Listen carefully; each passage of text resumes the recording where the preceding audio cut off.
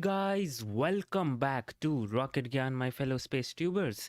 And today we are back again with the action from Astra, and we are hoping that today will be the day when Astra will finally fly from Cape Canaveral Station, Florida, and we will get some good views. So, hi everyone, and hopefully today also we will be having some Russian invasion in the chat. So, hi everyone.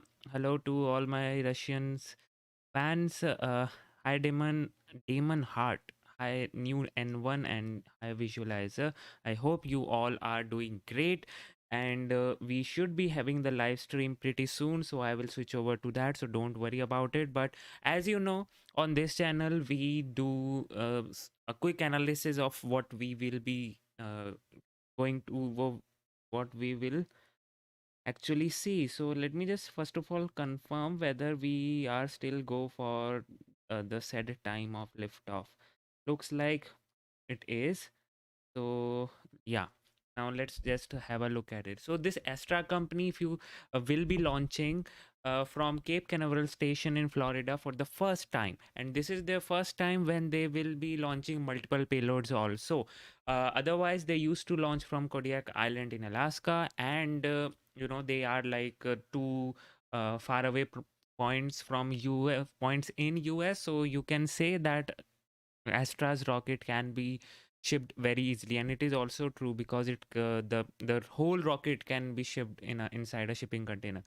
And they are aiming for 500 kilograms. That's their upper, that's their ambition, to have 500 kilograms to 500 kilometers mid inclination orbit. But right now, what you will be seeing is around 25 to 50 kilograms of payload, and that's what Astra supports right now: 25, 50, 200 kilograms of payload.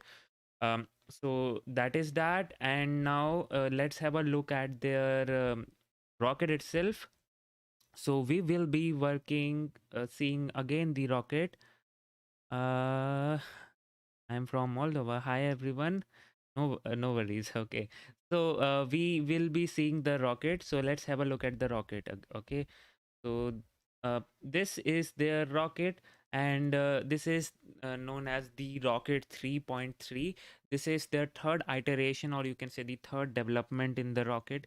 And if I can, yeah, if I can make you see the whole view, this is the first stage. This is the second stage. First stage itself has 5 Delphin engines running on RP1 and LOX as its fuel, as well as it runs on electric pump fed cycle, which Electron also uses. And since it is using electric pump fed, which means the motor speed, the turbine speed can be controlled by the software itself, so the engine complexity drastically decreases.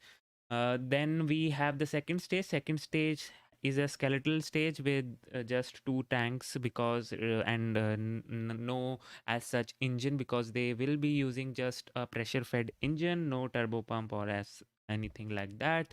Hence a simpler design in the upper stage to save the weight. So this is all about the rocket. Okay, let me just tell you one more thing which we previously missed, that what upgradation this rocket is having. So this will be um, after the failed flight of LV 0006, they implemented some changes which are as follows: reconfiguration of their propellant supply system to prevent mixing of fuel and oxidizer in case of a tank leak, because that actually happened, which caused the engine to shut down during their famous X maneuver of the rocket. And the modification of the propellant supply mechanism to reduce the risk of leaks, because obviously that leak actually happened. So some mitigations applied to correct that. Then we have the verification procedures have been improved for design and operational processes, so that they can easily look on to the changes, look on to the things that they should have looked, which means that when during that flight they missed some of the checks. I won't say missed, but at that point of time those checks were not in the place in their checklist. Now after that failed flight, those checks have been placed in the checklist. So that's how rockets works basically. Whenever there is a failed um, launch, then they do some research as in what went wrong, and then finally have some checks in the checklist also, so that it does not happen again. So this is the rocket. Now let's have a look at the payloads. Payloads are the same, obviously. um, we don't have any gradation on that. So let's have a look at the payload. So these payloads are being launched as a CubeSat launch initiative from NASA. And if you have joined our previous Twitter spaces, yesterday we did a Twitter space, and it was an amazing Twitter space wherein we got to know so much about uh, rockets, satellites, and whatnot, and how can we develop a culture around the people. But one of those initiative was we were talking about is this the CubeSat launch initiative from NASA, which enables students, universities, colleges to actually make CubeSats, and NASA actually provides the mentoring support as well as any technical thing which universities require. And then NASA offers a free launch to the orbit or to space, whatever they want. So this is a good initiative, and for doing that, today will be the ELaNa 41 mission, which has the similar motive.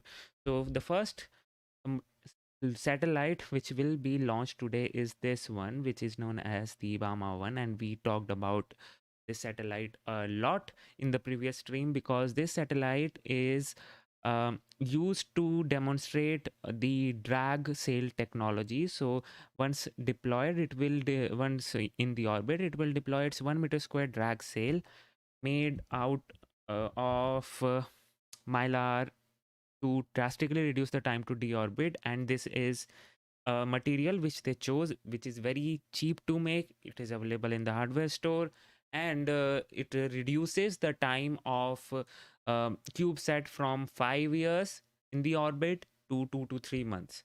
So that's a great thing to have, and this is how it looks like when it is packed onto the CubeSat. It's just placed onto the aft section of the satellite, and you are ready to go. No need of propulsion, nothing, just a simple um, method to have a safety orbit of the satellite. Now the next satellite which was launching was this one, which is the first neutron detector satellite to be ever launched in low earth orbit. And the main mission of this satellite is to gather data on the neutron spectrum in low earth orbit to improve the space weather models and forecast, as current data is limited to high altitudes only. And though to have some information on the space weather at 50 to 60 kilometers or so, they need to launch those high altitude balloons, which is always not feasible, right? Whenever you want to launch a satellite, you need to launch a high altitude balloon. Rather than that, we can easily have one satellite monitoring those things. So that's always a good thing to have. Okay. So the second other one is this one. I'm quickly go over it. So this one is the CubeSat, which is responsible for making a quantum gyroscope, application of a quantum gyroscope, basically turning a hardware gyroscope into a software atom one. And then finally we have this one, which is the NASA's prototype satellite. So I think we have the stream. So I'll switch over to that. Just see that we have. Yes, we do have it. I'll switch over to that. Just a second.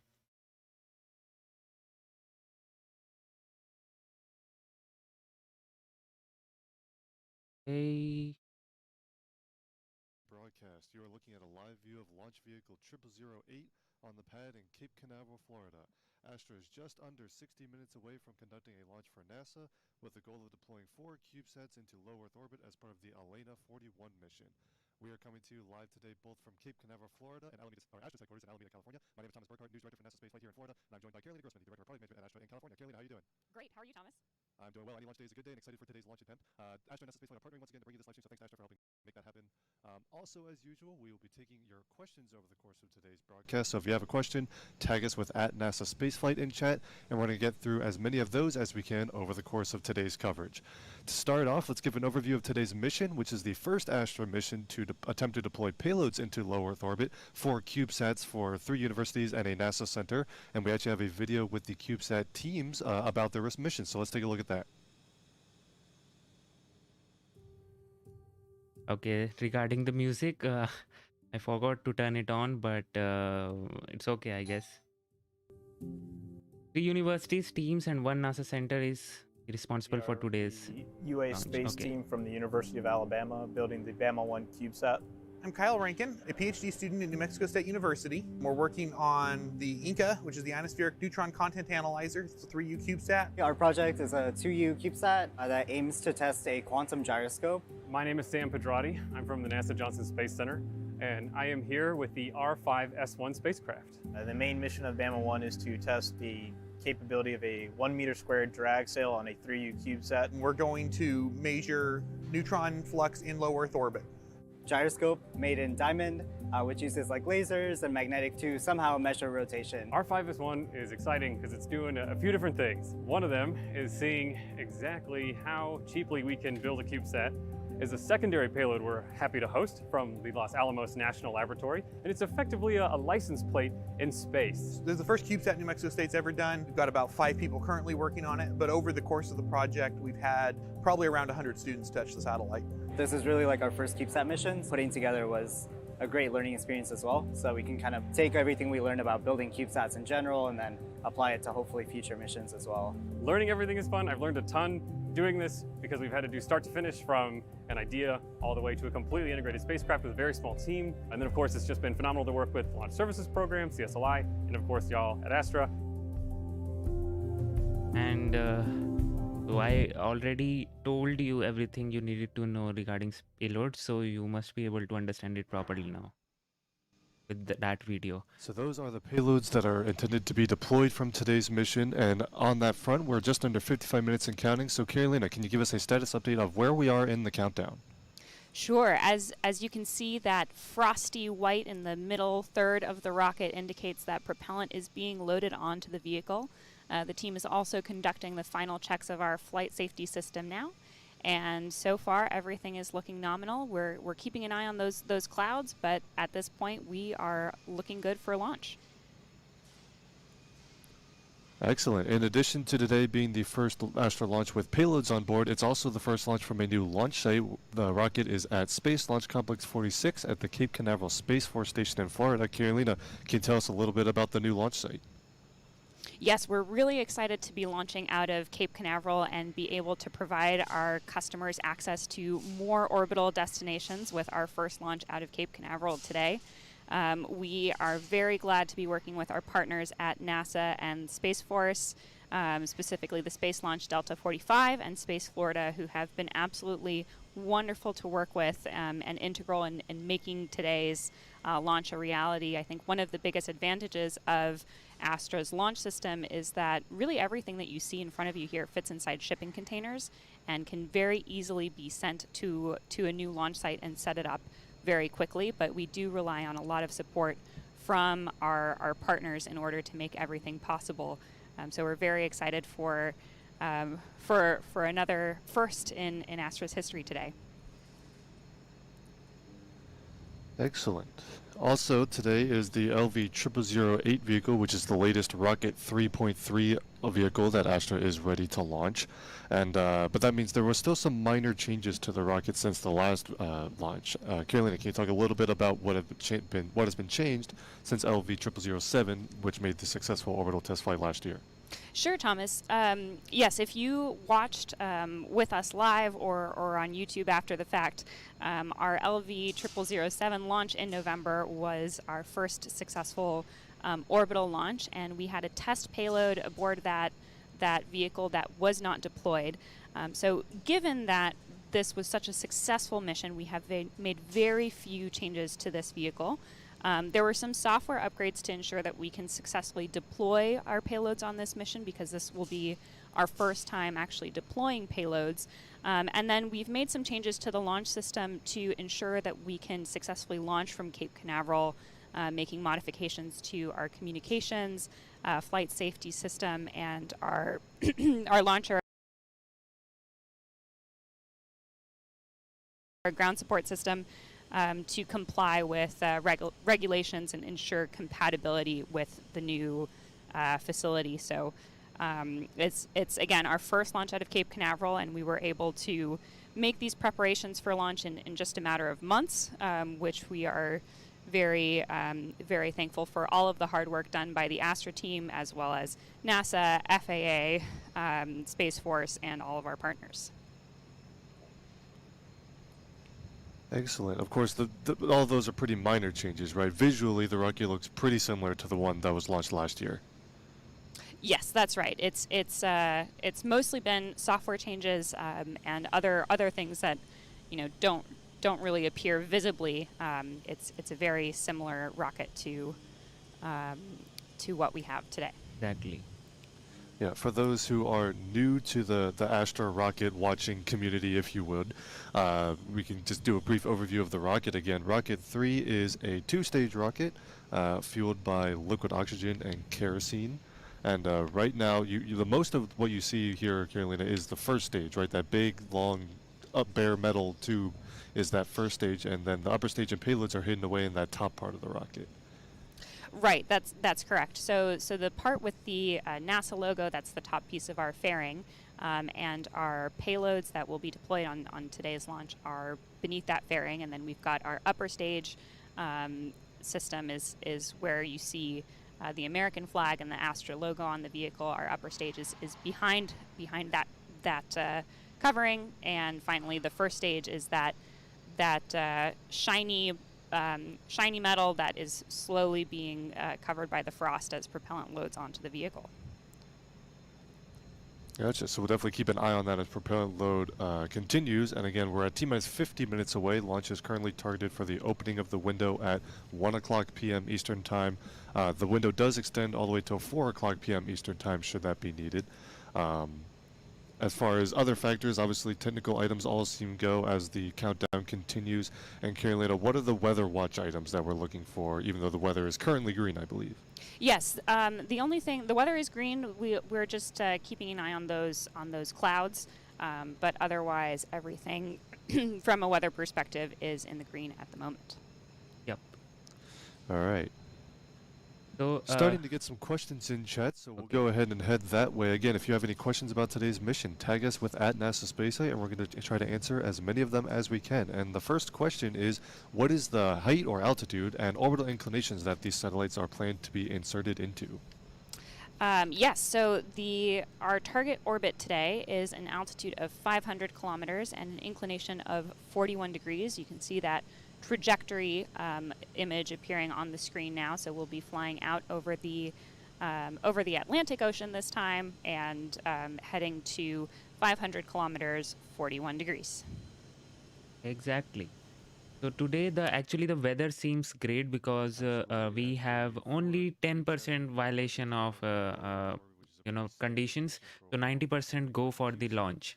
That's great. Most of them don't even need that that specific of an orbit. Is kind of a general requirement for just a low Earth orbit, get into orbit and deal with the rest later. These CubeSats are one of those low-cost ways of getting access to orbit, especially for universities, which of course 3 of the CubeSats on board are from university teams, and is a common payload for small sat launchers such as Rocket 3. Got another question here. Nicholas is asking, is the upper stage ether engine capable of relight? So that upper stage engine which powers Rocket 3's payloads the rest of the way to orbit. Yeah, I can talk a little bit about the capabilities of the engines that we have on this rocket. So starting with the upper stage, since that was the question, the upper stage ether engine, we have a single engine on that upper stage. It is a pressure-fed engine. It's propelled by LOX and kerosene, same as the first stage, and produces a thrust of 740 pounds. On the first stage, we have 5 Delphin engines, which produce a thrust of 6,500 pounds each for a total of 32,500 pounds on the first stage. And again, same propellant on both stages, which is liquid oxygen and kerosene. And both the Delphin and Ether engines are developed entirely in-house by our team in Alameda, California. I think one of the most unique things about our facility is that our engine test facility is literally right across the road from our production facility, our factory floor. So you can run a test, get some data, make changes, and bring the engine right back over for more testing. It's one of the unique advantages that we have in terms of our ability to learn and test our engines as quickly as possible. Exactly. And on that front, if you have not seen it yet, you should definitely check out the factory tour with NASA Spaceflight. Actually, myself went around with Bryson Gentile, the Vice President of Operations at Astra, and got a really cool look at where all these engines and rockets are both built and tested over in the test cells in Alameda. Also very cool. Next question in chat comes from a spaceman who says, is this Space Launch Complex the new small set launch pad that I heard was being built? Is this a new pad? No, actually. So we are launching out of Space Launch Complex 46, which is SLC or Slick 46. And it is actually the home of multiple launches since the 1980s, including Trident 2 and Athena 1 and 2 systems. Yes. So this is actually a very well-established launch pad, we might say. However, there hasn't been a launch from this launch complex since 2019. And you actually, if you are lucky enough to be around the Cape Canaveral area today, you can get a great view of the launch complex. And this is from Jetty Park, I believe. Yes, the A viewer big shout area. out to NSF Stephen Marr, who is out in the field for us today, bringing us a camera view. We've got some of the Cape Canaveral crew out in force today now that they're kind of in our backyard. Astra coming to Florida this time. But there, that is the great public view, and if you want to head out for this launch, Jetty Park or any of those beaches to the south of Port, highly recommend. But yeah, so this is actually a more established launch site, although it is pretty simple. You can still see the rocket is pretty much just propped up on the slab of concrete out there. Kayla, if you just want to talk a little bit about the requirements that Astra has to use a launch site. Sure. So the launch site, we work very closely with our partners, the FAA, in this case NASA and the Space Force, in order to be able to set up this launch site. And really, we work very closely to make sure that our system is compatible, that we can communicate with the vehicle and the other parts of the system, that we can comply with the safety regulations that are in place for different ranges for different reasons.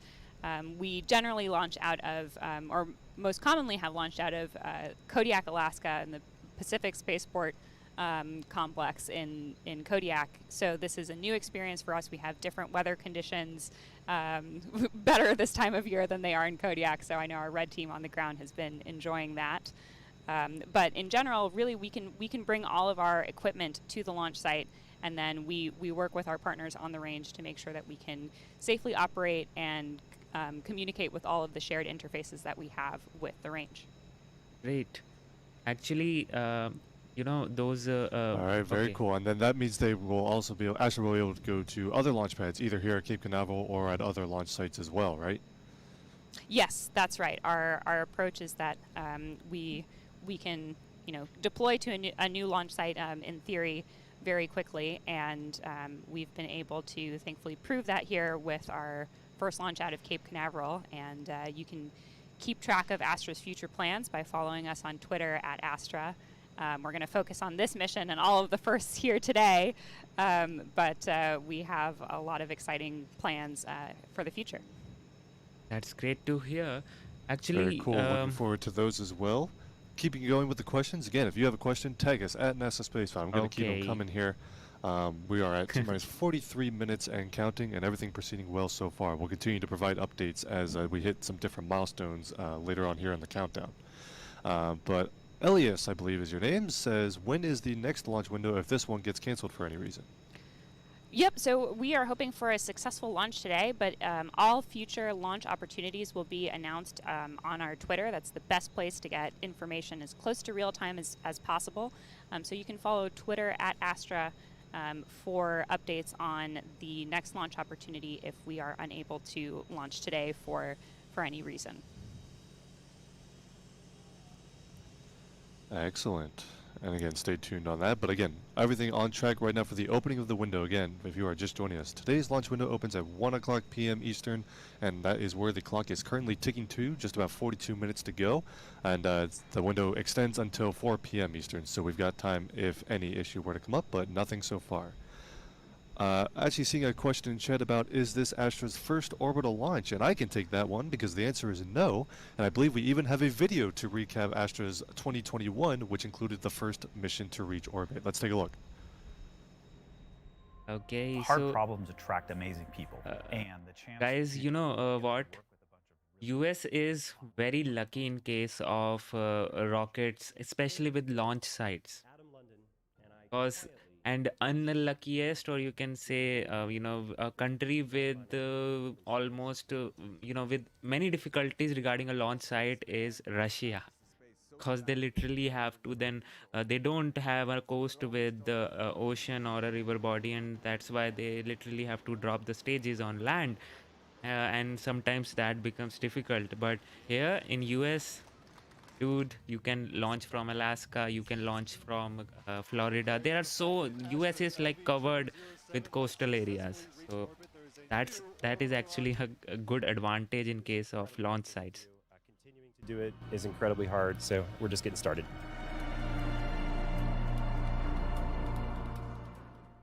I would love to hear some insights from Russian community. What do you think about those launch sites in Russia? I know those launch sites are very beautiful, especially in Baikonur Cosmodrome, if I recall.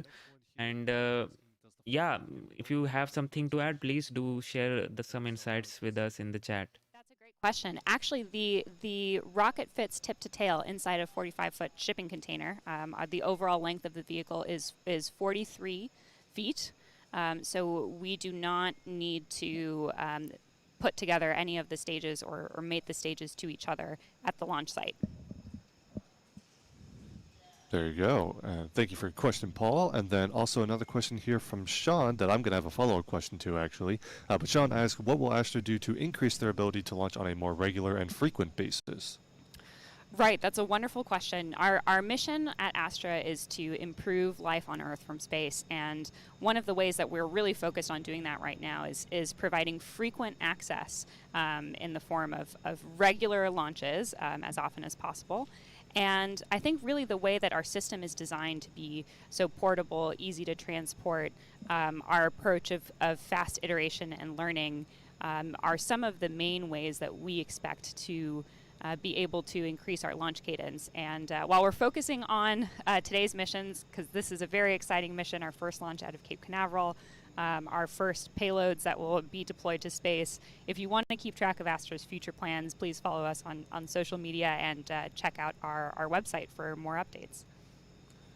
Absolutely, but in the near term, there was also actually a milestone that Astra recently reached, which will play into, of course, more regular and frequent launches, and that is this Part 450 launch license that the FAA issued, the first one that they have issued, and Astra being the first company to receive it. Can you tell us a little bit about what the heck a Part 450 launch license is?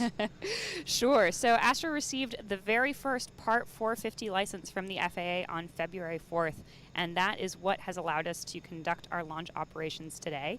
It is a licensing structure that helps simplify and consolidate a lot of previous licenses, like Part 415, Part 417, Part 431, and Part 435.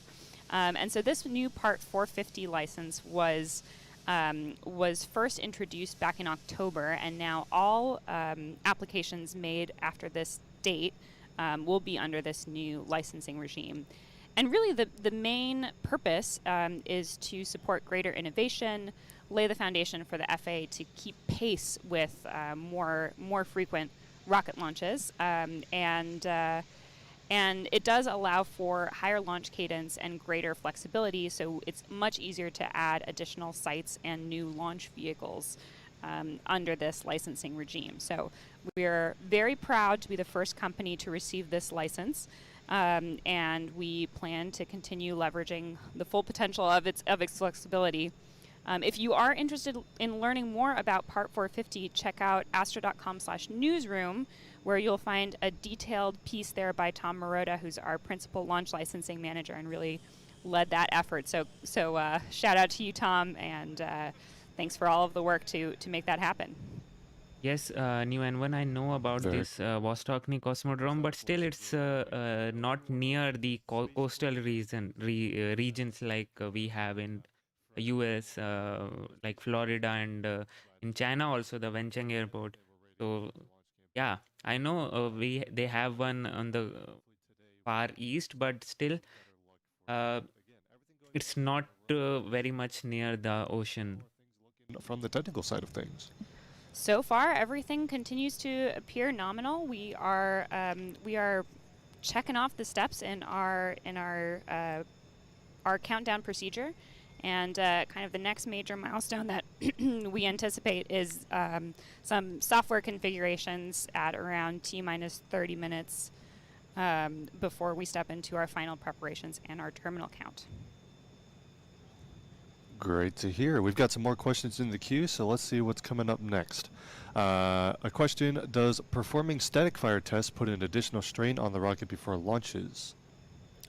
That's a great question. So if you are not familiar, one of the final preparations that we complete is a static fire test of the vehicle, which means we essentially go through everything exactly as we will on launch day, with the exception of letting go of the rocket. So we light all 5 of those Delphin engines and run them for several seconds to verify that everything is working as it should, and then we shut down everything, and that is one of our final steps in preparing for launch. So the rocket is designed specifically to be able to handle this test in addition to multiple launch attempts.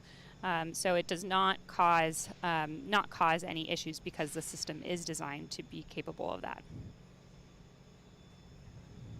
That's good, and that's even though this rocket is a one-time use rocket. It's an expendable rocket, but the engineers, when designing the system, designed it for multiple cycles of fueling, pressurization, and engine firing, right? Yes, that's correct. So we design our system for multiple tests and to be able to go through all of the necessary launch preparations with margin, and including that static fire test. Great. I believe we actually have a video of that static fire test. Michael, can we show that? 10. So how many companies launch rockets from Cape besides SpaceX, UL, and Blue Origins? Right now, this Astra will be launching from Cape Canaveral, and SpaceX has launched, ULA has launched. I think Blue Origin also has launched their New Shepard, if I'm not wrong. I think they have launched at least once from Florida. Their usual launch site is in that desert, but yeah, they have launched. So this will be the new addition to those people using the launch site.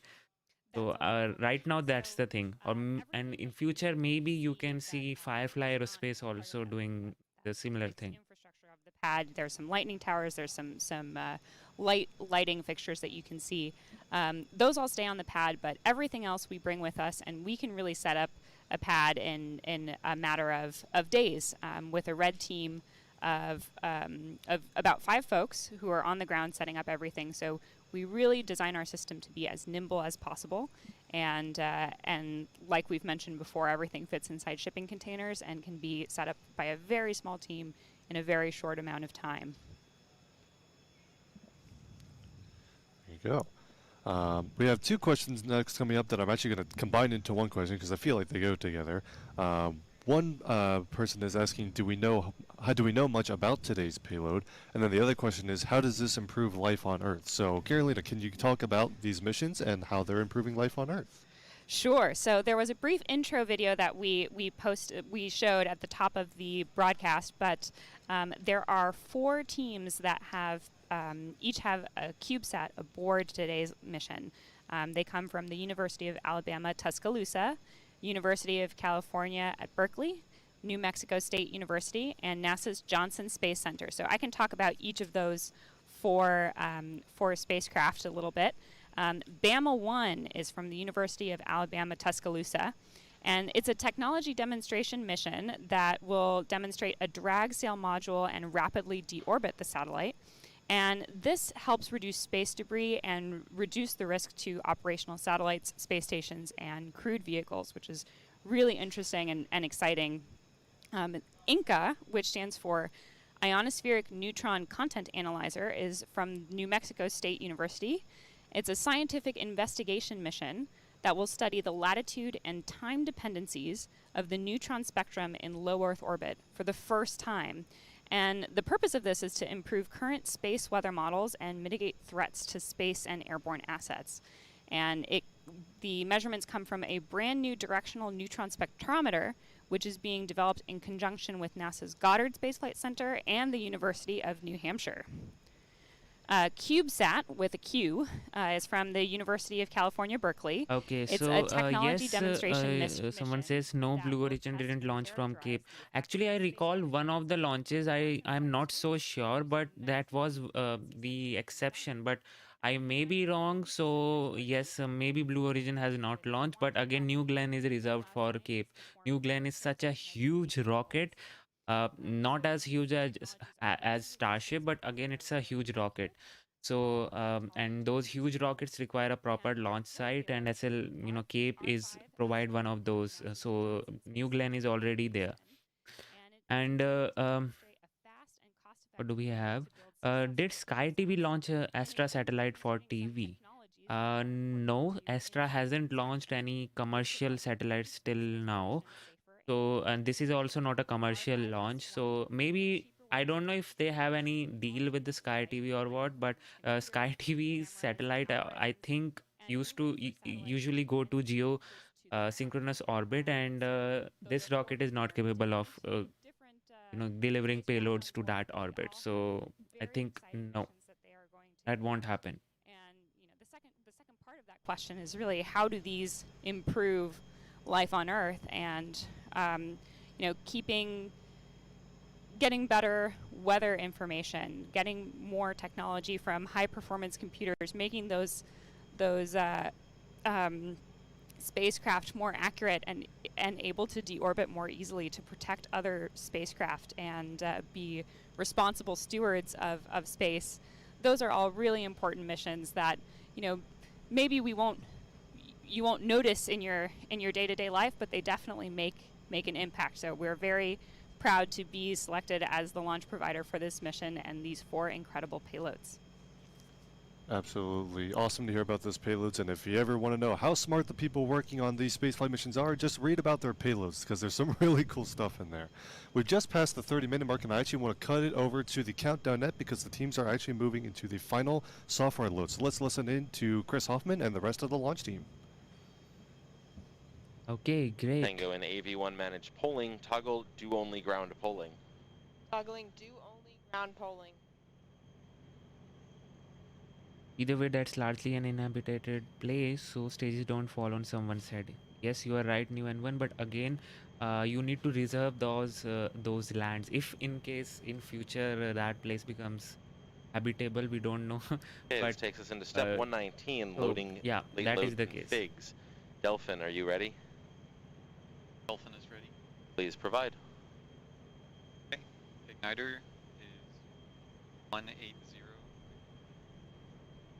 Loading config 180 Victor 3 on the igniter controller. Whether it's crummy here? Nope, it is not. It is 90% go for the launch Alpha, and 10% cumulus cloud condition. That's it. Loading So config 174 Victor 1. that's not an issue. Load. Engine Bravo 175 Victor 1. Loading config 175 Victor 1. Bravo. Yes, New Shepard has its great big launch site in Texas. That's in desert, if I'm not wrong, and they do constant flights for human, those space tourism flights. So, yeah. Load. Engine Delta 177 Victor 13. Load and config 177 Victor 13 on engine delta. Load. Engine Echo 178 Victor 15.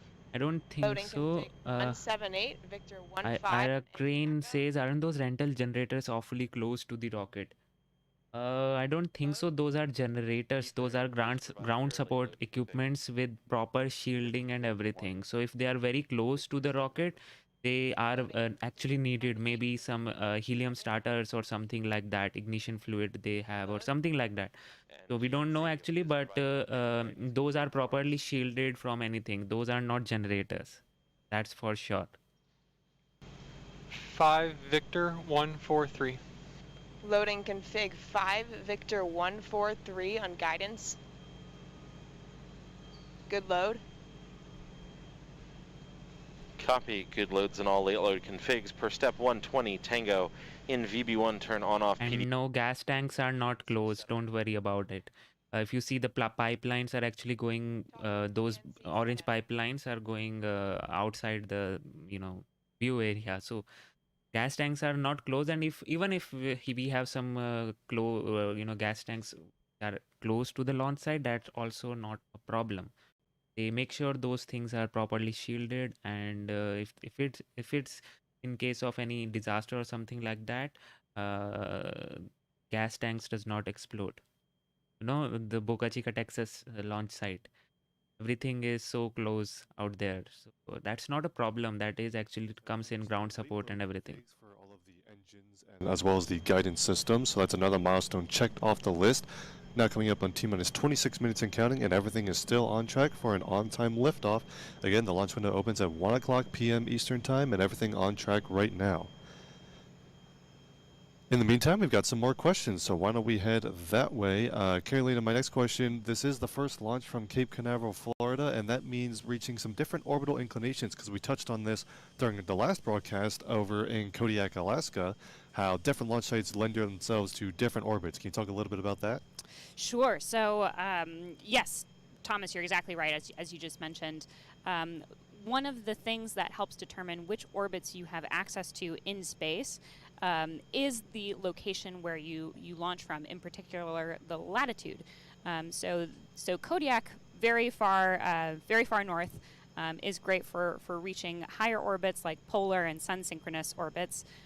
But a lot of spacecraft want to be closer to middle inclinations for a number of reasons, for tracking weather, for being communication satellites that want to be over more populated areas of the globe. So the Cape Canaveral location is great for reaching some of those mid-inclination locations. So today's mission will be heading to an inclination of 41 degrees and an altitude of 500 kilometers. Great. So just to recap, the Cape Canaveral location will help us provide our customers with access to new destinations in space, and we are very grateful to our partners for helping make this launch possible. That's great to hear. And a bit of orbital mechanics to go along with that. Sometimes if you have a mission that the inclination maybe isn't as important to the mission and other factors for the orbit are more important, you might want to launch closer to the equator, because it is actually simply easier to reach orbit in the first place if you launch closer to the equator, such as Cape Canaveral, because you get a little bit of extra boost from Earth's spin. So that's another factor that plays into how the launch sites are chosen for different missions.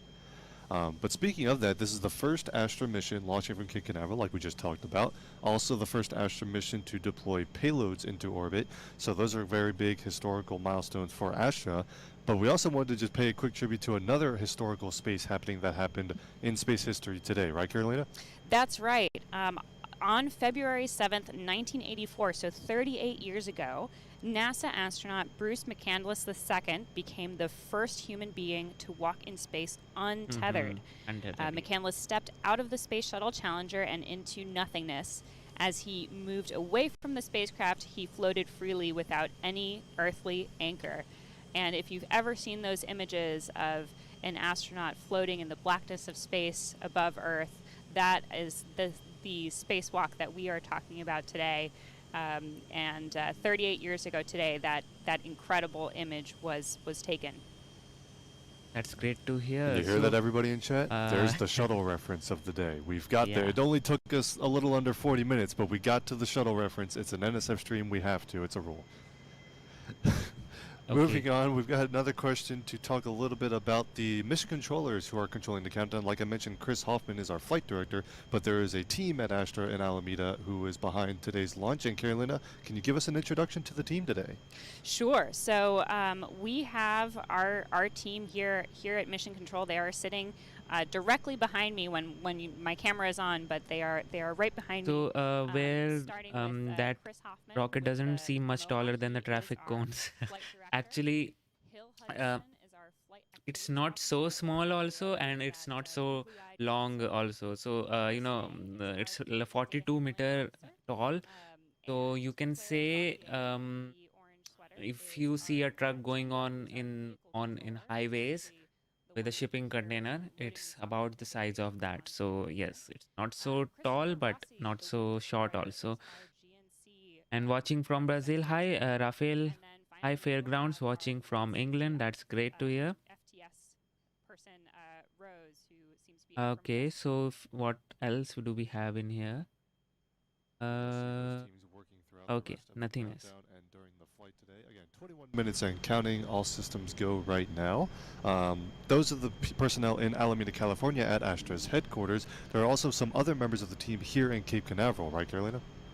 Yes, that's right. So on the ground in Cape Canaveral, we have a team. Okay, yes, regarding those things which they were talking about regarding the launch site, let me just give you some scientific explanation and give you some more details about the launch site. So as she said, Kodiak Islands, and that is far away north. And those are suitable for high inclination orbits like polar orbits and sun synchronous. So why is it so? Because when you go away from the equator, your you know, that velocity, the horizontal velocity which Earth provide with its rotation, that keeps on decreasing. If you launch at the equator, you will get the most out of the Earth's rotation to go into the orbit. If you go away from the equator, like north or south, you will get some decreased speed of the Earth's rotation, and that's how sphere works. So you know, when you are going for a you know, high inclination orbit like a polar orbit or sun synchronous, you don't need a horizontal velocity because you are going into a polar orbit, right? You are not going in any inclination like 0-degree orbit where you will be needing some horizontal velocity. So what rockets do when if they are launching from equator, they need to cancel all that horizontal velocity which Earth provides. So it is like a big no-no for rocket which is going to a you know, polar orbit to be launched from equator, because that means that it has to waste some of its fuel cancelling that horizontal velocity. So if you want to launch from launch to a polar orbit, make sure you are launching from, you know, northern or southern poles as much as possible.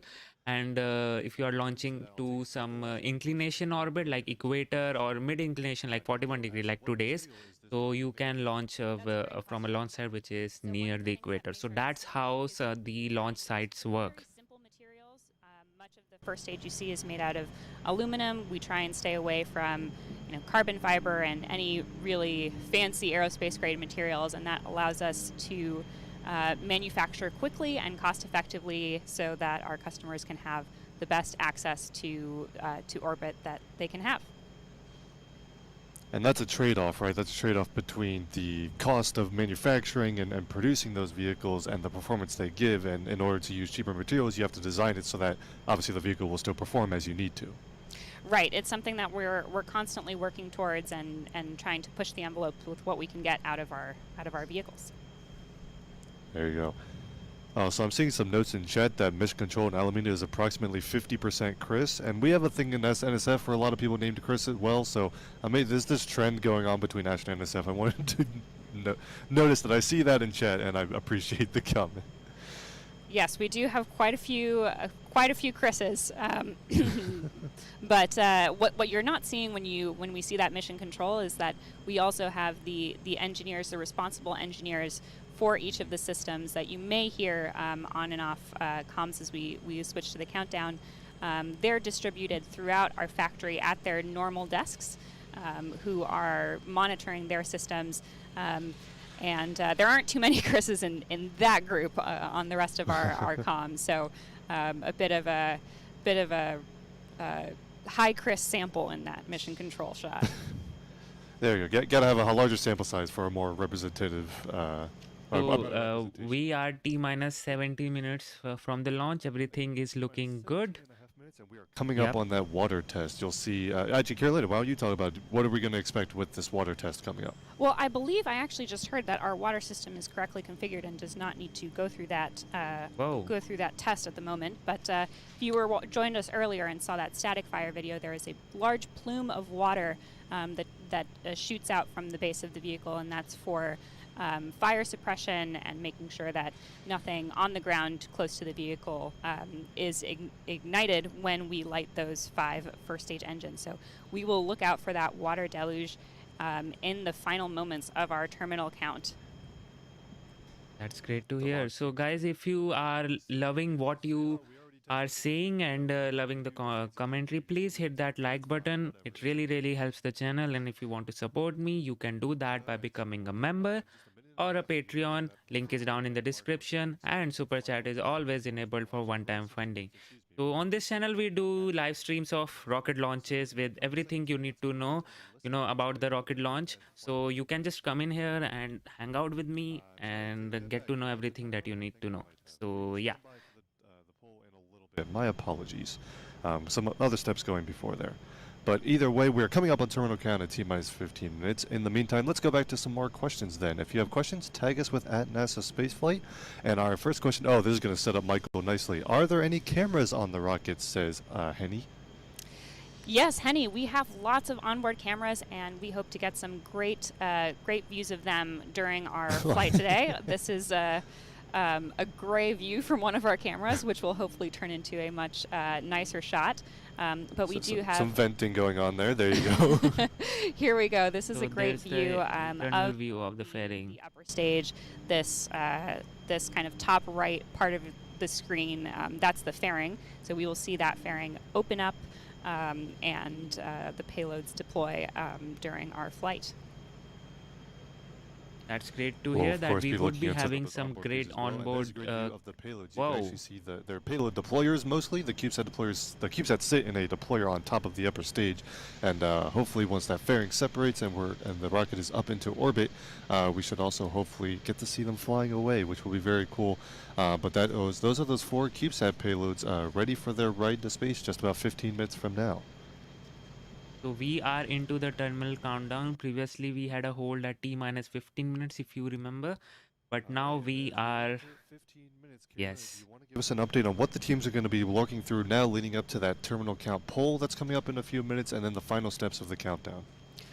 Sure. So in just a few moments, we'll listen into that go, no-go poll. Right now the team is working through the final preparations, and we are going to move into the last steps of our countdown, which include making sure that all of the systems continue to be nominal, and then we will hand over the vehicle to internal control and in the last moments before flight. So there you go, the height of the rocket, 38 feet, which is like, 6 times the size of the average human, like 6 feet tall, if you consider that as an average height. Then 6 times, if you means that you can stack 6 humans together on top of each other, and that would be the height of this rocket. The NASA's dedicated small sat launch services program. And the 4 payloads on board, 3 of them are from different university teams from the University of Alabama, University of California, Berkeley, and New Mexico State University, as well as a 4th payload from the NASA Johnson Space Center. All of those payloads were selected through the CubeSat launch initiative from NASA and sponsored to be put onto this mission. So guys, we are T-minus 13 minutes until the launch. Everything is looking good. Don't be worried about those grayish clouds in front of you, because everything is looking good. 90% go for the launch, and you will be hearing a go no-go poll very soon. If you have anything else you want to add or you want to ask, please feel free to do so, and I'll try to answer them. Yeah, the kerosene tank on the bottom, which is at mostly ambient temperature. You won't see any frost on that. But the liquid oxygen tank above it is super cool because obviously oxygen is not liquid at ambient temperature. So that's why we're seeing that frost on the vehicle, right? Yes, that's right. So that sort of middle third of the vehicle is actually the same sort of silver color that you see in the bottom part of the vehicle, but it is covered in a coat of frost from that very, very cold liquid oxygen. And so our propellants on both stages are liquid oxygen and kerosene. We use RPX, which is essentially a highly refined form of kerosene or mineral spirits, and together with they move through our engines and generate the force to get us to orbit. And then above that, of course, there's the interstage with the Astra logo and the U.S. flag, which contains the sort of the bottom part of the upper stage, and then payloads. So yes, it is an American company. The headquarters is in California. As we are getting close to the continuing terminal count, and let's listen to the teams as they continue to work. Okay, so guys, everything is looking good. So we are at T-minus 11 minutes and 46 seconds, and we have a hold. Okay, so that means we Astra is calling a hold at this time. We have a problem, which was not supposed to happen. I don't think so. It's a weather issue, and it would have been a range issue. Then we would have not entered the terminal countdown. And when a rocket enters into a terminal countdown, that means it is going through some critical checks, which are important for a rocket launch. So most of the time, when a hold happens at this moment, when it is inside the terminal count, that is not a good sign for a technical perspective. So we would have to wait again this time. We will get some insight, obviously, from the mission control now, what actually caused the hold. So you're asking, no, I am YouTubist. You can ask anything you want. So he asked, will the booster come back to the Earth like SpaceX? No, right now they don't have this capability. First of all, the payload capacity of this rocket is very less currently, 25 to 50 kilograms or 100 kilograms or so. Thanks for standing by. As you heard, we are in a hold right now. The team is looking into wind limits, and of course, the weather conditions can change pretty unpredictably. So we're keeping an eye on that, and we expect to have more updates for you shortly. So that's a problem here. And again, for those who are joining us from earlier in the broadcast, today's launch window does extend till 4 o'clock p.m. Eastern time. So there's plenty of time to resolve this hold. And the clock stopped at just 11:46, so still pretty late in the count. They should be a quick cycle back and go again once these issues are confirmed to be resolved and ready to go. But we'll provide those updates. Terminal countdown, then they actually update the software also inside the rocket, wherein you actually put in the present weather configurations into the rocket. So that is the thing which actually happened this time. The weather conditions changed, and we are waiting for the winds to clear up, and hopefully they will be able to recycle it very quickly. So yes, I was answering that question, will it come as the booster will come back as SpaceX? So the simple answer is no, because right now the payload capacity is so less that they can't afford for a reusable launch vehicle. So the answer is simple no, and you won't find any as such a reusable launch vehicle which is a small sat launcher other than Electron also did that after entering into launch business and having some experience, and then going in for some reusability, and that too for just improving the launch frequency and not the actual cost. So with this small sat launcher, recovering the booster is actually costly. That's a costly, as well as has a very bad impact on the payload capacity. So it's not always good. when will the rocket go up to the moon? No, it is not going up to the moon. It's going to the low Earth orbit right now. The status of this hole, we'll provide that update as soon as we have it. Hopefully will be resolved soon. But in the meantime, let's take some time to take a couple more questions here. And Musical Wolves in chat asks, is this the same launch pad equipment as Kodiak or new pad equipment for Cape Canaveral? That's a wonderful question. We use the same equipment at our sites with modifications as needed for different little quirks that each range will have. So this equipment is designed to be compatible with Cape Canaveral, but otherwise it is identical to the launch equipment that we would use in Kodiak. So that means they're going to be shipping different sets of equipment to different ranges. Like you don't take the one launcher, reconfigure it, and then send it to Cape Canaveral, and then reconfigure it back if you're going back to Kodiak or something like that. They need to be separate sets so that you can also be launching from different campaigns from different sites at the same time, right? Right. If we, of course, if we're launching from different sites at the same time, we can't be in two places at once. But yes, the system is designed so that we can make those configuration changes and use it interoperably at our different launch sites. So theoretically, there's nothing to prevent us from sending this precise set to Kodiak. Gotcha. Thank you. Another question here from Caleb says, why does it look like there's smoke coming out of the rocket? I don't believe that's smoke. I believe it's actually condensation, right? Yes, so you can see that there's some sort of condensation looking almost like steam coming off the vehicle, and then you can see those Romanius says 100 kilogram payload capacity is very low. I get that, but see, the thing is, right now the satellites don't weigh like weigh like 2 tons or are the satellites are not the size of a whole car, or does not take a whole room, because as technology improved, our PC and computers also shrunk down, so satellites also shrunk down because same electronics are used in that.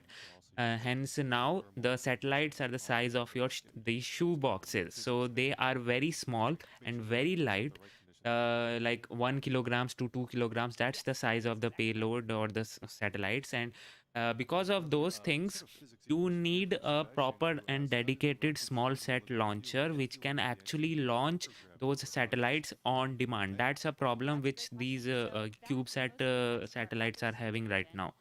Okay, because they are not able to get the proper vehicle to space, because they have to wait for all the CubeSats to be stacked up like a SpaceX transporter mission, or maybe a rideshare mission with the PSLV or Soyuz. So that actually causes some issues. So if you have to want to have some on-demand launches, then it's always makes sense to have a small sat launcher.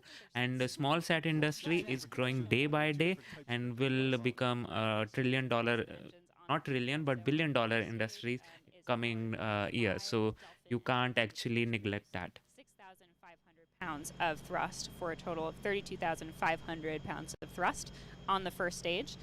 They are electric pump-fed engines, and the upper stage is powered by one ether engine, which is, as we just mentioned, a pressure-fed engine that produces 740 pounds of thrust, and both stages are filled with LOX and kerosene, so we have the same propellants on both stages.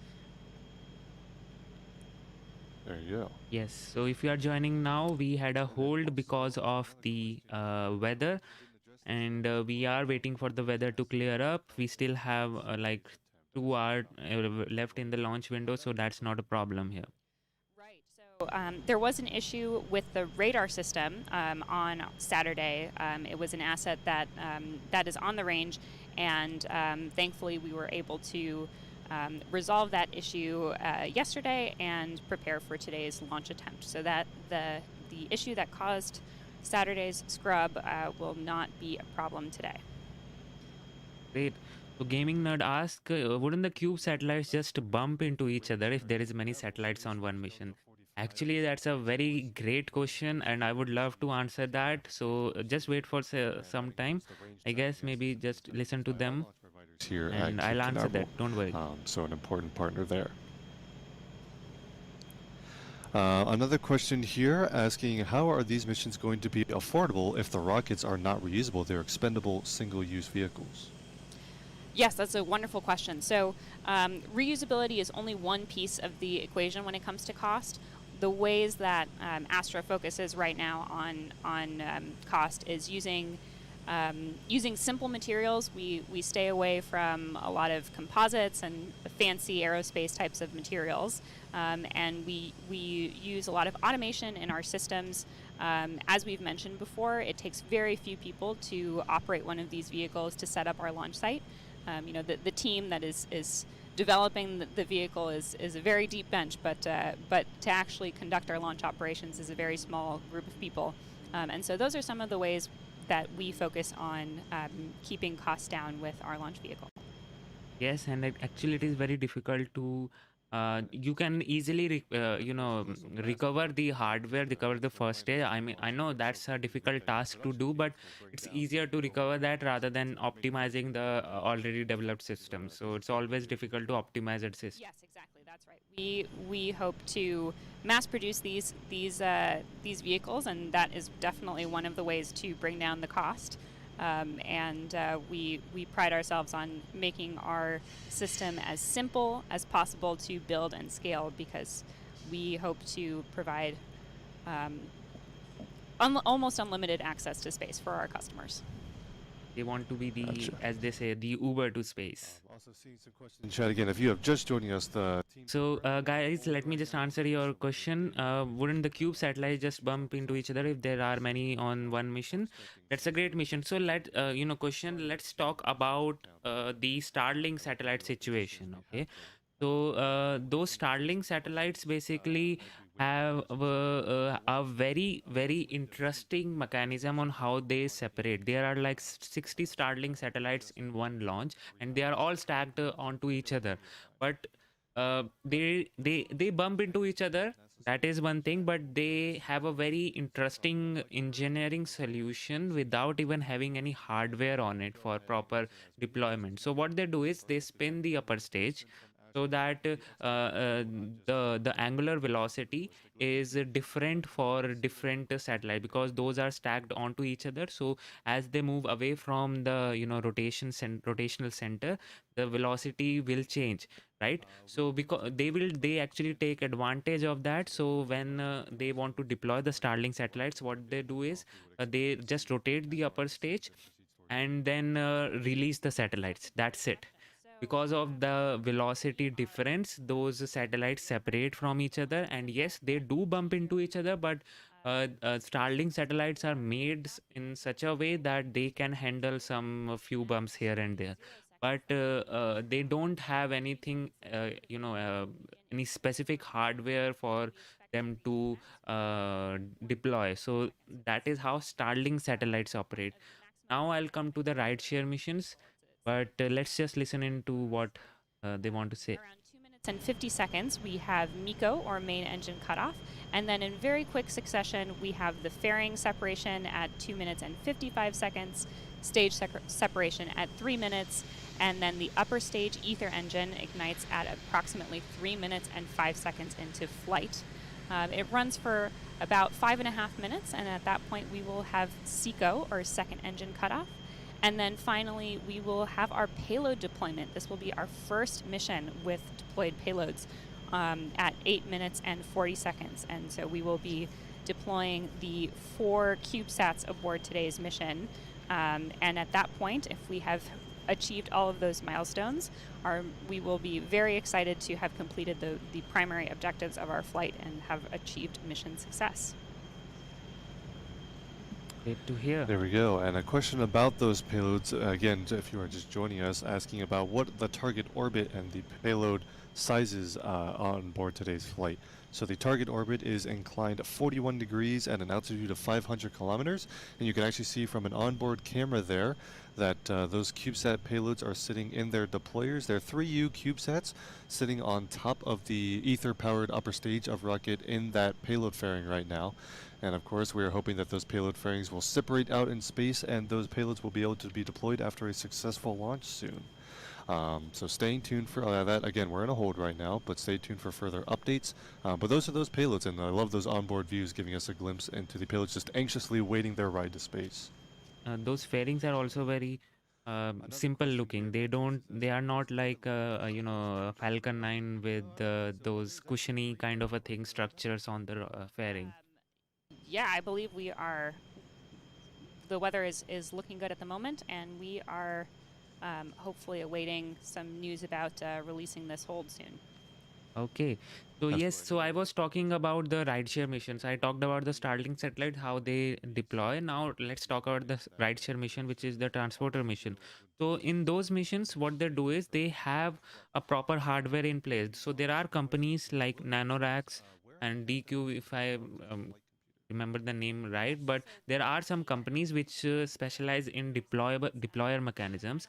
So with the satellites, you also need some deployers in this case, because obviously that issue is there. So you just can't stack a satellite onto each other and then just wait for it to deploy. No, that does not happen. There are sophisticated deployers in space which are actually whose job is to actually properly deploy each and every satellite without bumping them into each other. So to answer your question, yes, the rideshare missions, they use the proper deployers like Nanoracks to finally deploy this CubeSats without any problem. So I guess that answers your question. Rocket 3 is a little bit unique in that that payload fairing has to separate before the upper stage actually separates, right? Yes, that is correct. Our fairing separation happens right before stage separations, but these milestones, we just talked through the mission timeline between main engine cutoff and the upper stage ignition. We run through some significant milestones in just 15 seconds. So we have our main engine cutoff, fairing separation, stage separation, and then the upper stage ignition, all within 15 seconds of each other in pretty quick succession.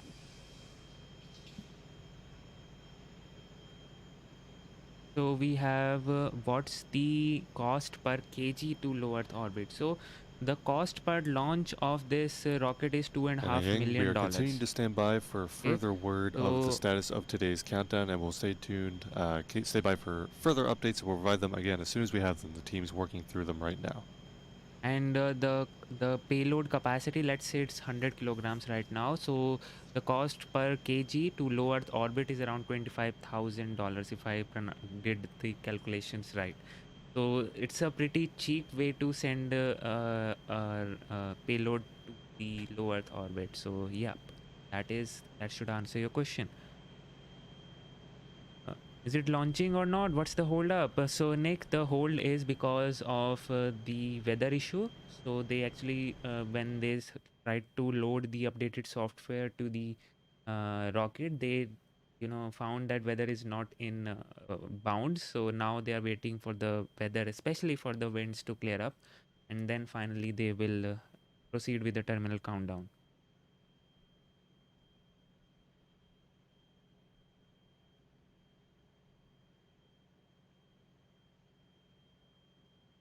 Russians are here. Yes, Russian invasion is here. So hi everyone too in the chat, especially Russians, brothers and sisters.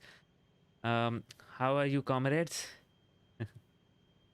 Hopefully your investment is not your investment will hopefully give good returns after today's launch.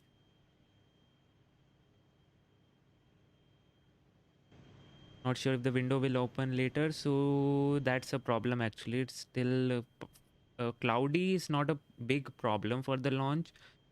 Cumulus cloud condition is still there, but again those condition is kind of very lenient in case of rockets. Main problem is with the winds and the ground level weather conditions. So we'll have to wait for those things, ground level as well as the upper level. So we'll have to wait for those winds to clear up first of all, and then we'll see. Clouds are a problem, but not that big of a problem.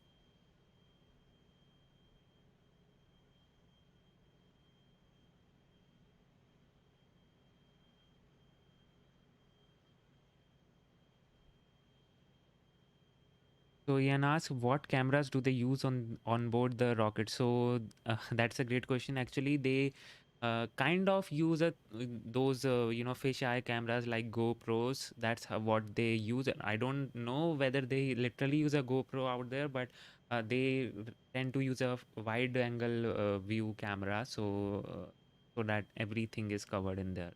Obviously the stream, the video quality out of those cameras is kind of low, not because of the camera quality, but because of the the latency, or you can say the downloading capacity of the rocket, the speed of downloading speed of that video to the mission control and then finally uploading it. So that is the main problem there.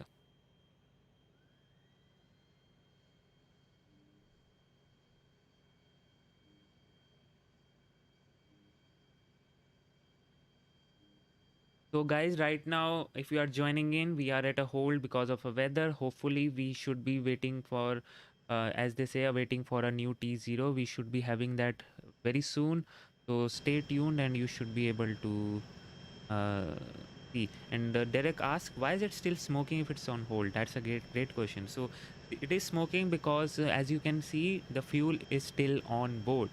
So and those those what should I say, those frost on the rocket is the is evident for that that the fuel is on board. So yes, the fuel is on board, and again that fuel is a cryogenic fuel. The liquid oxygen is a cryogenic fuel, and it is stored at minus 180 degrees Celsius. So because of that, what happens is that those liquid oxygen inside the tanks, they turn into gaseous oxygen. Obviously, in our surroundings, the oxygen exists as a gas and not as a liquid, so it wants to turn into gas. So what happens, the inside the tank, the liquid oxygen turns into gaseous oxygen, and then finally that gaseous oxygen increases the pressure inside the tank.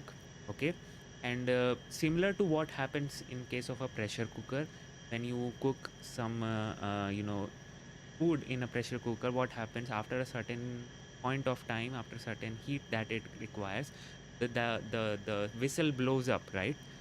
What happens after the whistle blows up, it releases the pressure, which is the steam which has built inside the pressure cooker. Same is the case with the rocket. When the pressure inside the tank increases and past that the limit which has been set for those rockets, the bleeding wells, or you can say the whistle for the rockets, open up, and the rocket then just releases those cold gaseous oxygen to surroundings, and then when it releases, you get to see these vents coming out of the rocket. Okay, and this thing, they do it because right now what they will do, since those liquid oxygen is turning to gaseous oxygen, they are losing some of the fuel, so they constantly top off the liquid oxygen inside the tank, which means they constantly try to fill in the liquid oxygen so that they get the proper amount of fuel. And that's why you are seeing the vents coming out of the rocket, because they are constantly topping it off, and the pressure is also increasing inside the tanks. Yeah.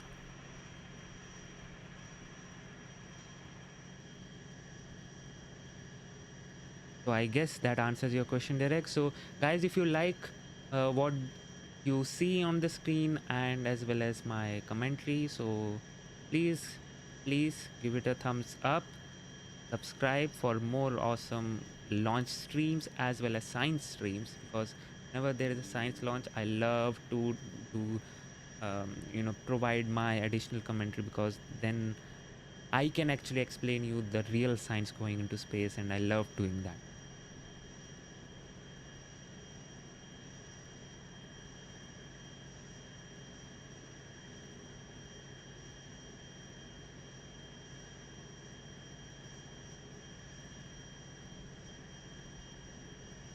So guys, we are still at a hold waiting for new T0s because of the weather.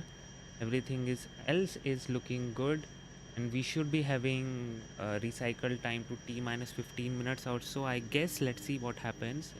Totally depends on the team, how do they want to proceed, on which check they want to proceed again, so we'll have to wait that.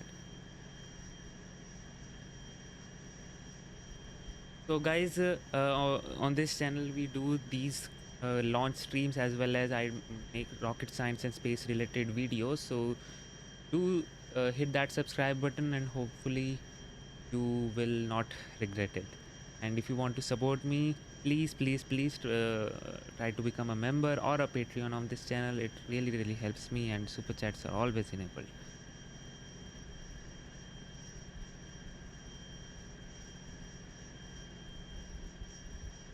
So I think many people have joined in, so let me just know it's not scrubbed right now. We are at a hold, waiting for a new T0 ahead of proceeding with the terminal countdown. So I think we should be seeing.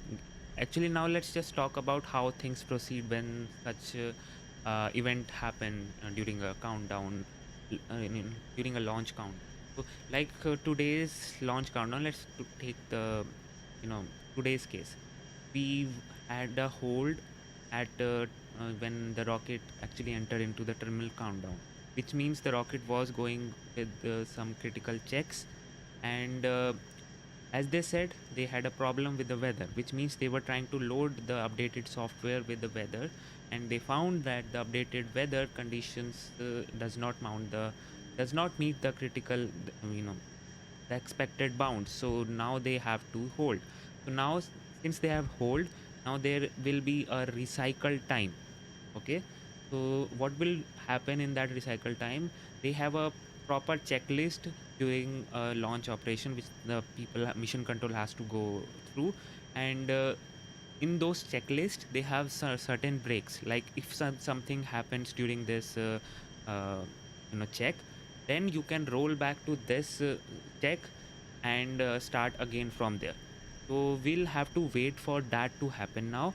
So it could be T minus 15 minutes, it could be T minus 20 minutes. It will depend on when the T0 got hold. So and when is the first rollback criteria that they will have to go through. So that's how the countdowns work. And yes, there are like thousands of checks with the rocket launch. Rocket launch is actually a very complex thing. It's literally a controlled explosion which you are playing with for providing the propulsion. So everything needs to be properly checked. Each and everything needs to go right for a rocket launch to be a successful. If any one of the condition is not met, then also it creates a big problem. So you are playing with a controlled explosion, so you need to control each and everything without if you want a successful launch. So that's how the timelines, the T0 and the countdowns work.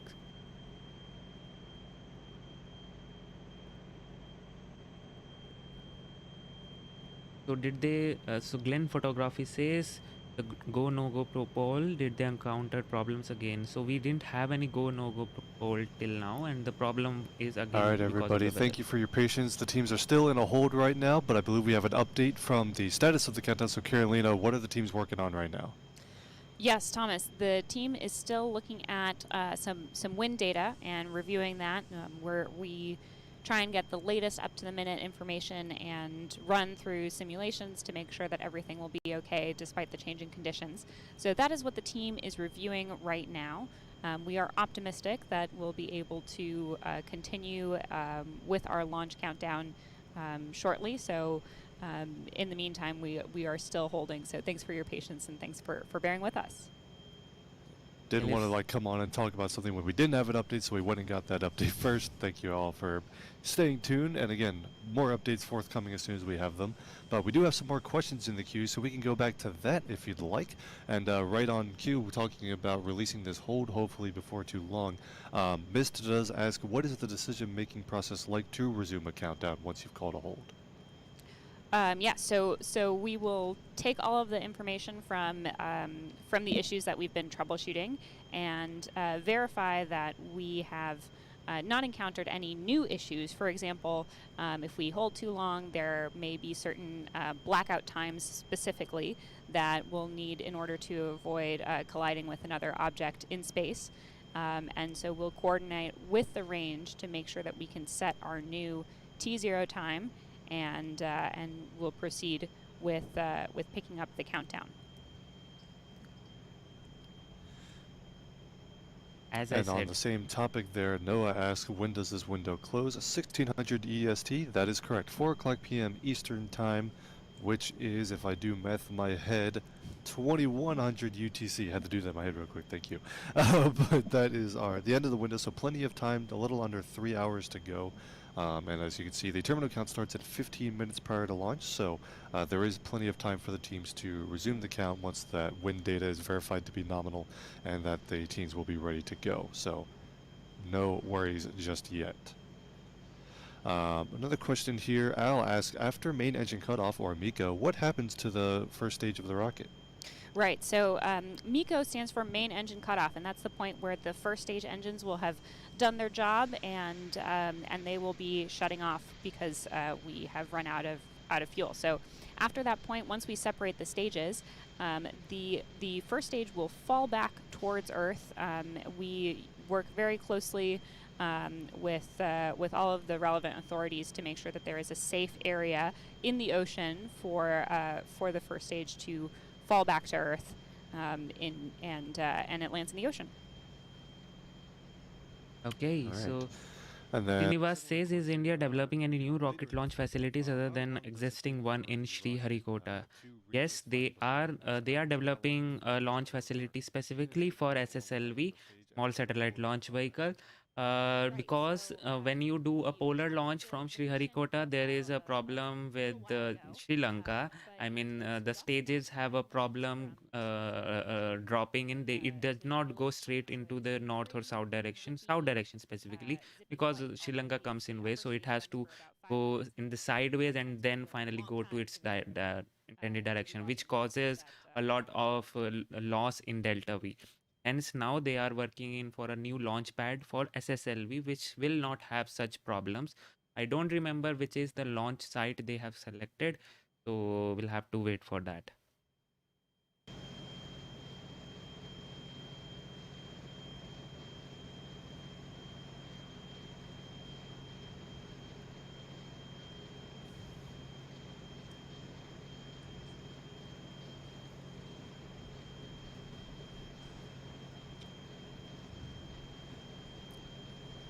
So continue to wait for additional updates as the team continue to work this hold here. But on that same topic, talking about payload deployment, we should actually go into a little bit more detail about the payloads that are on board. We mentioned that there are 4 CubeSats on board. So Marlon Max says, I am at Merritt Island, 4 miles from the launch. The wind is very calm here. Ugly weather, but wind isn't an issue. Actually, see, there are 2 types of wind, ground level winds and upper level winds.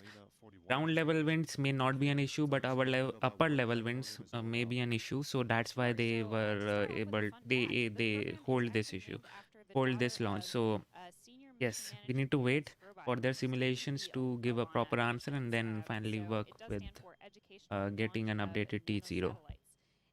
The service is the launch service is provided under a Venture Class Launch Services Demonstration 2 contract. So if you see on the top left of your screen under that NASA meatball logo, you see the mission name is ELaNa 41, and the contract name as well, the VCLS Demo 2. So this contract provides dedicated launch capabilities for smaller payloads and is awarded by the NASA Launch Services Program based at Kennedy Space Center. One of the interesting things about this contract is the venture class missions help further the development and demonstration of new commercial launch vehicles, just like Astra's. The small satellites that we have on board can tolerate a higher level of risk than many larger missions, which help us demonstrate and help mitigate the risks associated with new launch vehicles and really pave the way for new launch vehicles and future small spacecraft missions to move forward. There's also a lot of interesting things about CubeSats. They're playing an increasingly larger role in exploration, technology demonstration, scientific research, and educational investigations at NASA. One of the payloads on board is from Johnson Space Center in Houston. These miniature satellites in general provide a low-cost platform for NASA missions such as planetary space exploration, Earth observation, fundamental Earth and space science, and technology demonstration like cutting-edge laser communications, energy storage, in-space propulsion, and autonomous movement capabilities. Another great thing about CubeSats, just like on our mission, is that educators have economical means to engage students in all phases of satellite development, operation, and data collection. So 3 of our 4 payloads are from universities, and the CSLI provides launch of CubeSat projects designed, built, and operated by students, teachers, and faculty, as well as NASA centers and nonprofits. So overall, to summarize this, missions from the ELaNa program provide a deployment opportunity or rideshare to space, and these program provides spaceflight education and some incredible research capabilities through very small CubeSats. Over the lifetime of the program, since its inception in 2010, the initiative has selected over 200 CubeSat missions, over 100 which have been launched, and more than 30 missions scheduled in the next 12 months. The CubeSats represent 42 states, the District of Columbia, Puerto Rico, and 102 unique organizations. So if you are a student and interested in sending a CubeSat to space, you can check out the NASA CSLI call for proposals, which was most recently in August of 2021. There we go. So those are those CubeSat payloads that are on board today's flight and on across many missions across the spaceflight industry. Lots of CubeSats going up pretty much all the time, and those makes up a bulk of those small satellite payloads, actually. Of course, the primary objective for today's flight is deploying those CubeSats into low Earth orbit. The targeted orbit, once again, is 41 degrees inclination, so a mid-inclination launch, which is perfect for the Cape Canaveral launch site. Also a 500-kilometer altitude low Earth orbit, circular low Earth orbit. We do have a question in chat from Astra West, who asks, are there any secondary objectives for today's flight beyond payload deployment? Yes, so as we've mentioned, our primary mission objective today is to successfully deploy those 4 payloads aboard. But we at Astra, we are constantly launching and learning. So we have a number of secondary objectives, mostly for our engineering teams in order to gather more data about their systems and how they operate in space. Excellent. And of course, that's just part of gaining data from every single flight you fly, right? The more you fly your rocket, you're going to gain data from every flight, and that's always kind of a secondary objective to just keep building that flight heritage. Yes, exactly. We're, if you want to learn more about our approach in general, you can check out our website, astra.com. We have our newsroom there where we post updates, and you can even check out and read some of the things that we learned from our last missions, LV0006 in August and LV0007 in November, because even if the mission is successful, there's still a lot of things that we can learn. So Planet Uzo asks, Lazo asks, why is it okay to just dump the first stage in the ocean? Why aren't they responsible for picking up? Okay, so this is a thing which,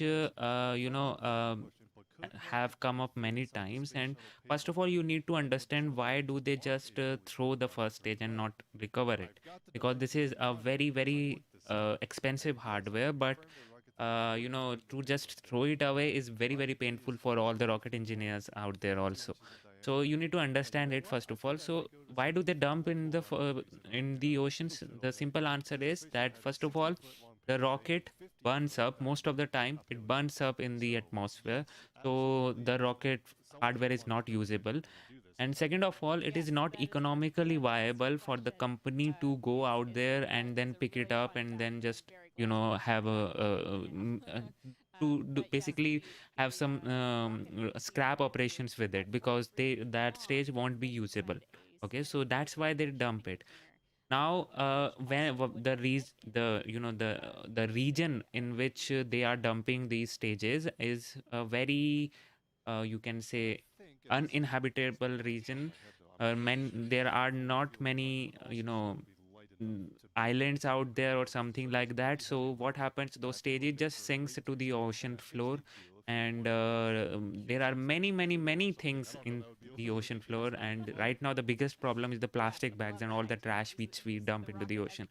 So in comparison to that, these rocket stages, which actually improve the life of the Earth by providing such critical data from up above the Earth, I think it's just a very good trade-off. I reckon that the rocket would be a comfortable passenger on board. Maybe even two of them, as you mentioned. Yeah. We do have another question. We've got a great view of the ground system, the launcher that the rocket is sitting on. And Tom asks, is that launch mount sat on the ground or does it have foundations? How does that kind of roll out and set up for launch? Right. So you can see that the rocket is sitting on, I almost just said the shuttle, the rocket is sitting on a black structure. There is a mounting interface with the ground. There are specific sort of hold downs there, and that is how we interface with the ground. But there is no kind of permanently installed foundation aside from the concrete base. That entire structure that you see the rocket sitting on is entirely portable. Gotcha. Thank you very Thanks, much. Notsnet TV, for that appreciation. Another question here. Is there a no-fly zone regarding today's launch? I believe that is standard practice here at both Cape Canaveral and other launch ranges. No-fly zones, also marine hazard zones that are maintained, and that's part of that partnership with Space Launch Delta 45, right, Carolina? Right. So we do work with the range to make sure that not only planes but also boats stay away from the keep out zone. So in the event that we would encounter an aircraft or a boat in that keep out area, that would mean that we would hold until that issue is removed. So we actually have I believe a Coast Guard helicopter who's out making sure that the airways and maritime area is clear for our launch today. Cool. Excellent. We actually caught a glimpse earlier, right before we went live, a Coast Guard helicopter circling the range, and if our friend Steven out there catches that again, we'll try and show that, but the security forces are out in force to ensure that today's launch goes off without a hitch. Exactly. Another question here asking, how long can this rocket stay in a hold? That's a great right. question. So we closely monitor all of the systems. Our launch window does extend to 4 p.m. Eastern time. So we have about 2.5 hours left, I believe, in the in our countdown time. So we have in the past used all that time, and the vehicle has been fine. So we're keeping an eye on everything, but we can be ready to launch at any point within our window. Gotcha. I keep saying gotcha. I'm doing that thing where I say the same word over and over again. I'll come up with a new response next time you answer a question. But thank you to Carolina for all the expertise here. Andrew with a question asking, what is the typical lifespan of a CubeSat? Yeah, so I'm not a CubeSat expert here. More focused on the rocket and the rest of the launch system. However, CubeSats can be pretty resilient and live quite a long time. One of the depending factors is how much time it can spend on orbit before the orbit decays, of course. But CubeSats can have a lifespan of many years. And yeah, the CubeSats are also designed to be sort of a low-cost access to solution to space, which means that they are tailored towards, short-term missions in low Earth orbit. Usually, some CubeSats are designed to last a long time. CubeSats have been sent to Mars, for example, but most of them operate in low Earth orbit and operate pretty short missions. But that also means there's potential for an extended mission, because if you plan for, let's say, a month-long mission, And then after a month, the CubeSat's still working. Well, you can go get extra data. You can keep doing the mission. You could even do a different mission using the same instruments or whatever. So there's some factors that play into that. But the CubeSats all have different varying mission requirements and things like that. But that orbital decay is a big thing because most of them don't have propulsion on board. Not all, but most of them don't, which means you can't boost your orbit. You're kind of at the mercy of physics, if you will. But definitely an interesting point to talk about. Regarding that, there was CubeSat's orbit. There is one mission which is launching in this rocket itself, which is Bama 1 satellite or CubeSat, which will demonstrate a 1 meter square drag sail application in space, because as they said, the CubeSat actually remains for quite a long time in orbit. Most of the time the lifetime is like 1 to 2 months, but they end up going in, remaining in space for up to 5 years. So to solve that issue without any without having any propulsion system is to deploy some drag sail. And University of Alabama has developed that drag sail onto a CubeSat, which they will be testing, and that drag sail will actually reduce the time from 5 years to 2 to 3 months. So that is actually a very cool mission which is going to space today. And follow us on social media as well. Looking forward to many rockets in the future. Okay, so now, yes, another thing which is launching today is the neutron detector, which standing by for another update. We're currently, the launch teams are currently in a hold. I'm just sitting here blabbering my mouth about it. But the launch teams are currently in a hold, and we're going to stand by for a further update here. Again, the launch window extends until 4 o'clock p.m. Eastern Time. Plenty of time to resolve this. So let's go ahead and listen into the countdown net and wait for another update from Mission Control. Cool. So yes, new N1, please moderate all the Russian chats coming in today. So that would be great if you can do that. And so yeah, I was talking about the missions going into space. Actually, all of them, 4 missions are going, 4 satellites are going, and all of them are great in their own way. The other satellite which is going today is the world's first neutron detector, which will enable us to get some information on the space weather, and even the weather information which we get from high altitude balloons. Like for today's launch, as they say, upper level winds are not in the range right now, and they got the data because they sent the high altitude balloon. For every launch they do that, so that they can get the information about upper level atmosphere. So with that satellite which is launching today, that's also a CubeSat, they will be able to determine those weather changes, and hopefully won't require any high altitude balloons. That's one step towards electrification of those balloons, as they said, or you can say digitize or satellization. That's a great word. Satellization of those balloons. This is Astra flight on countdown. Astra is picking the count back up at T-minus 15 minutes at this time. And re-entering terminal count. CDH confirmed for me that the first stage fuel tank is full and we do not require additional filling. Confirmed. For step 146, Tango, please inspect launch machine to prepare to set a new UTC T0 time. Ready. New UTC T0 time is hours 18. 18. Minutes 50. Minutes 50. Seconds 00. Seconds 00. Please save and commit. Save and committing now.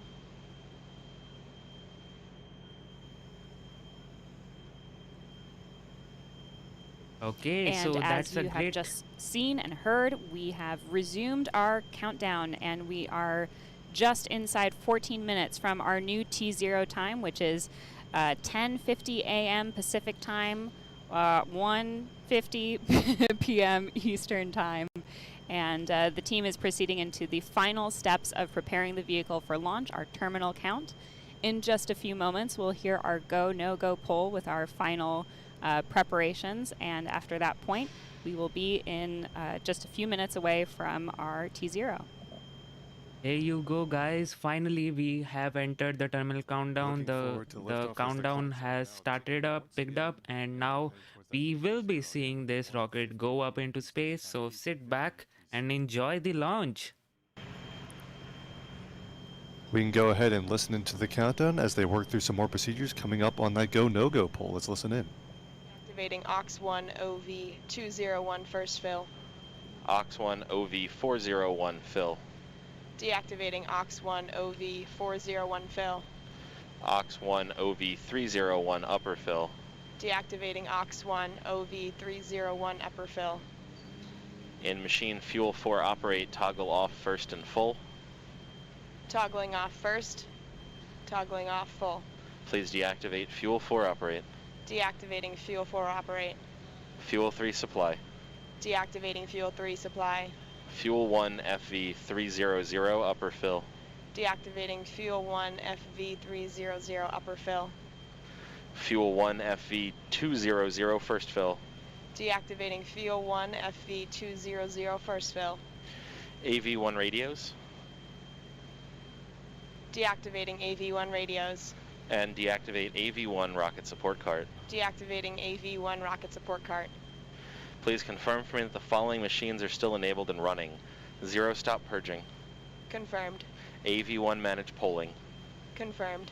AV1 manage power systems. Confirmed. The entire helium stack. Confirmed.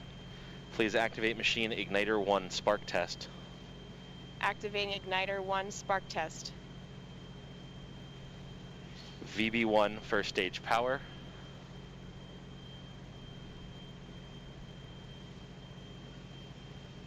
VB1 first stage power is activated. VB1 upper stage power. Activated. VB1 turn on off PDBs. Activated. And water 1 water system. Activated. Tango, please activate launch machine. Okay, guys. We are moving in. Activating launch. Finally. Please toggle locks topping at this time. Toggling locks topping. Per step 151, this is the Astra poll for tank pressurization and launch. After this point, any system issue must be called as a 3-word hold. That is a hold, hold, hold over the net. If there are no concerns for flight, call go. Otherwise, call no go. Red lead. Red lead is go. FTS. FTS is go. Delphin. Delphin is go. Ether. Ether is go. Odin. Odin is go. Inco. Inco is go. Ace. Ace is go. Launcher. Launcher is go. Orbit. Orbit is go. Booster. Booster is go. GNC. GNC is go. FAO. FAO is go. CDH. CDH is go. Tango. Tango is go. Safety. Safety is go. Flight is go as well at this time. So guys, Tango T-minus 10 is minutes. V1 manage polling. Please toggle do only ground polling. Toggling do only ground polling. Teams have pulled And go Tango, for the launch. next up, we're going to load.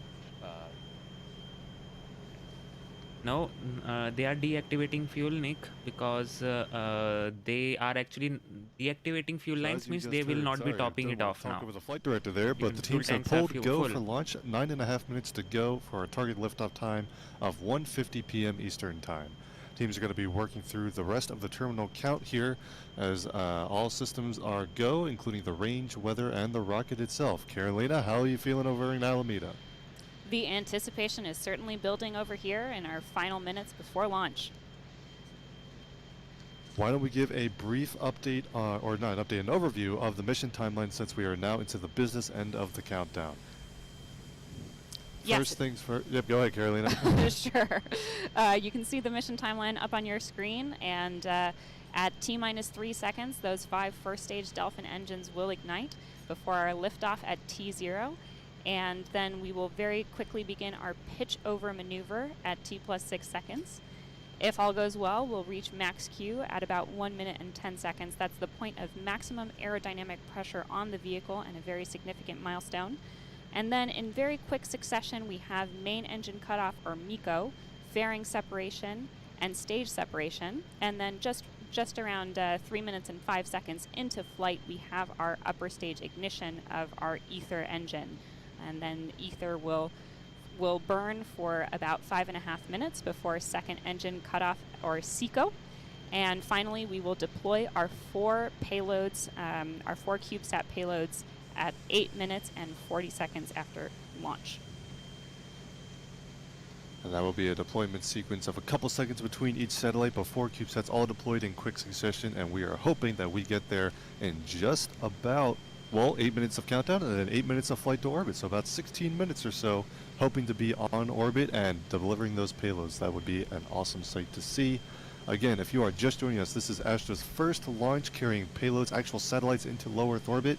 Also the first launch from Space Launch Complex 46 here on the Space Coast at Cape Canaveral, Florida. Liftoff is targeted for 1:50 p.m. Eastern Time, 7.5 minutes to go.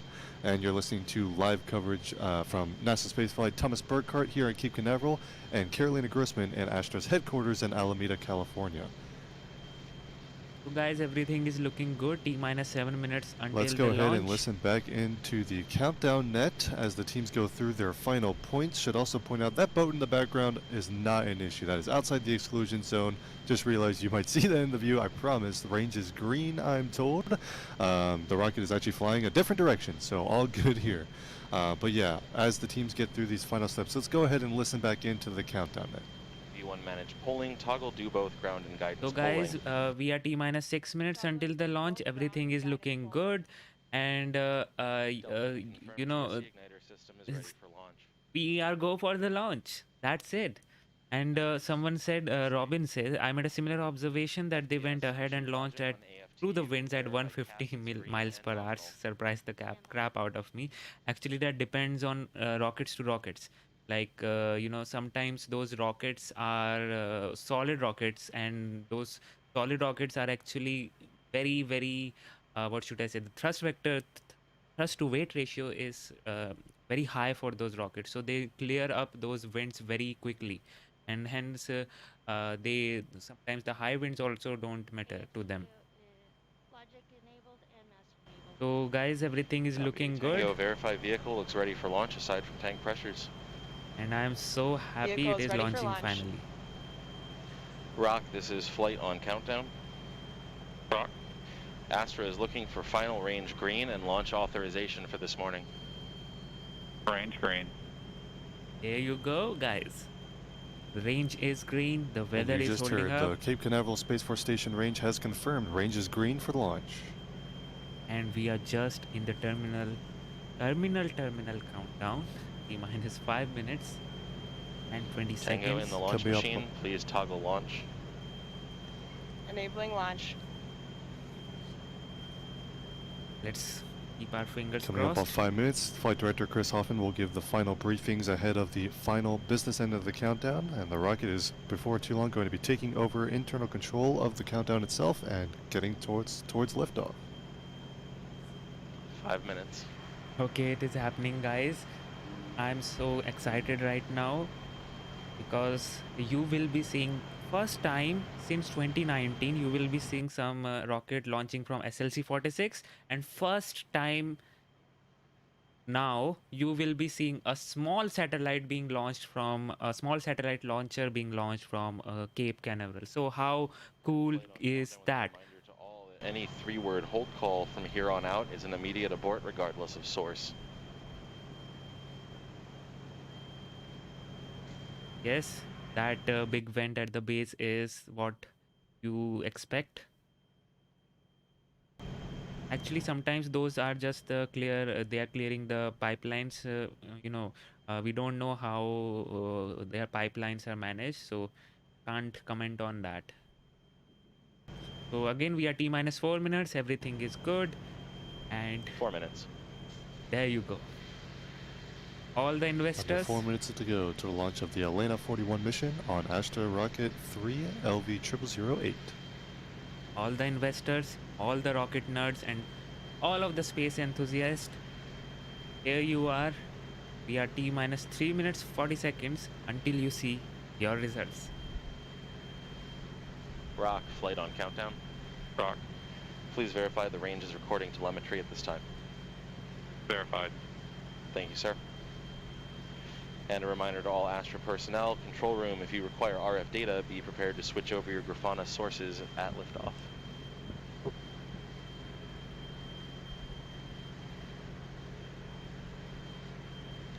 MIFCO, flight on countdown. MIFCO. MIFCO, prepare to issue option when rocket IIP marker passes min-MECO point and is within dispersed trajectories. Call out at time. MIFCO copies. 3 minutes. Yes, Cuba boy, this is the second time they will be going for a successful launch if that happens. So everyone is excited. T minus 2 minutes 50 seconds. Let's see what do we have in store for us.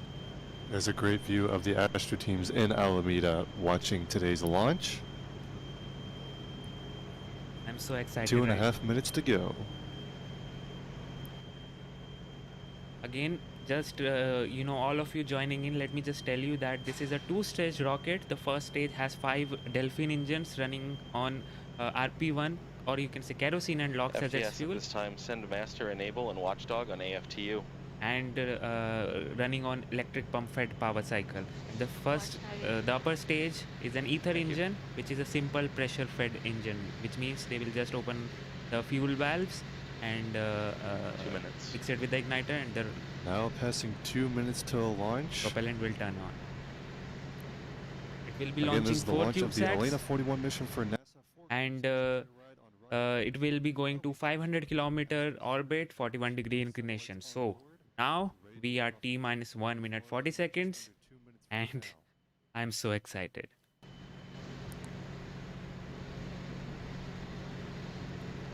Coming up on 90 seconds. 90 seconds.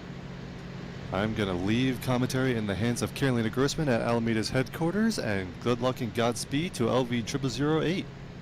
Enjoy the view, Thomas. Ace, flight on countdown. Ace here. Please start PSD recordings and downrange ground station recordings. In work.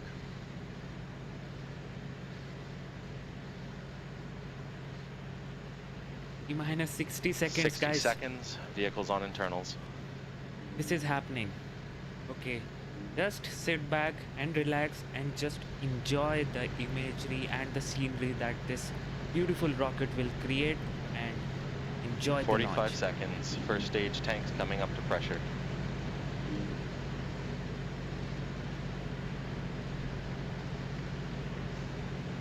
.35. Vehicle is at pre-liftoff tank pressures. Minus 30 seconds. 30 seconds.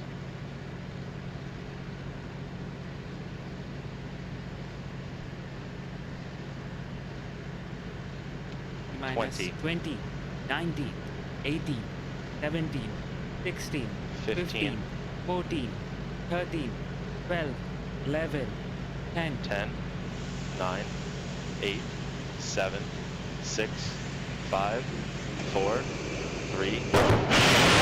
Imagination 1, 0. Oops. Abort. Okay. As you've just Launch heard, is we have an deactivated. abort at T0. Teams will look into the data, and we have time to try again. Okay, let's hope they are able to try again. I've seen the chat, guys. I've seen the chat.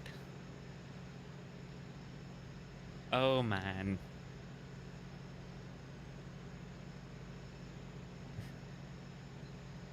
Okay, this happened. Now what? So yes, I'll tell you what might have happened. So right now the team is getting the vehicle into a safe state as we look at the issue that triggered the abort. If we are able to reset the countdown, we would pick up again at our terminal count point of T minus 15 minutes. And we do have time in today's launch window, which extends until 4 p.m. Eastern.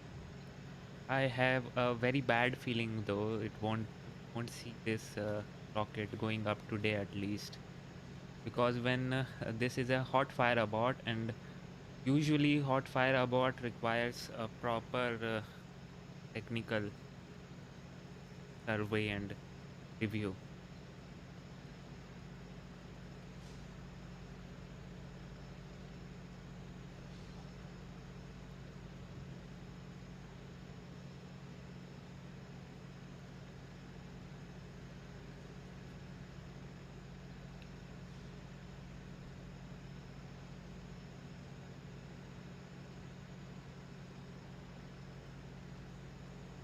Yeah.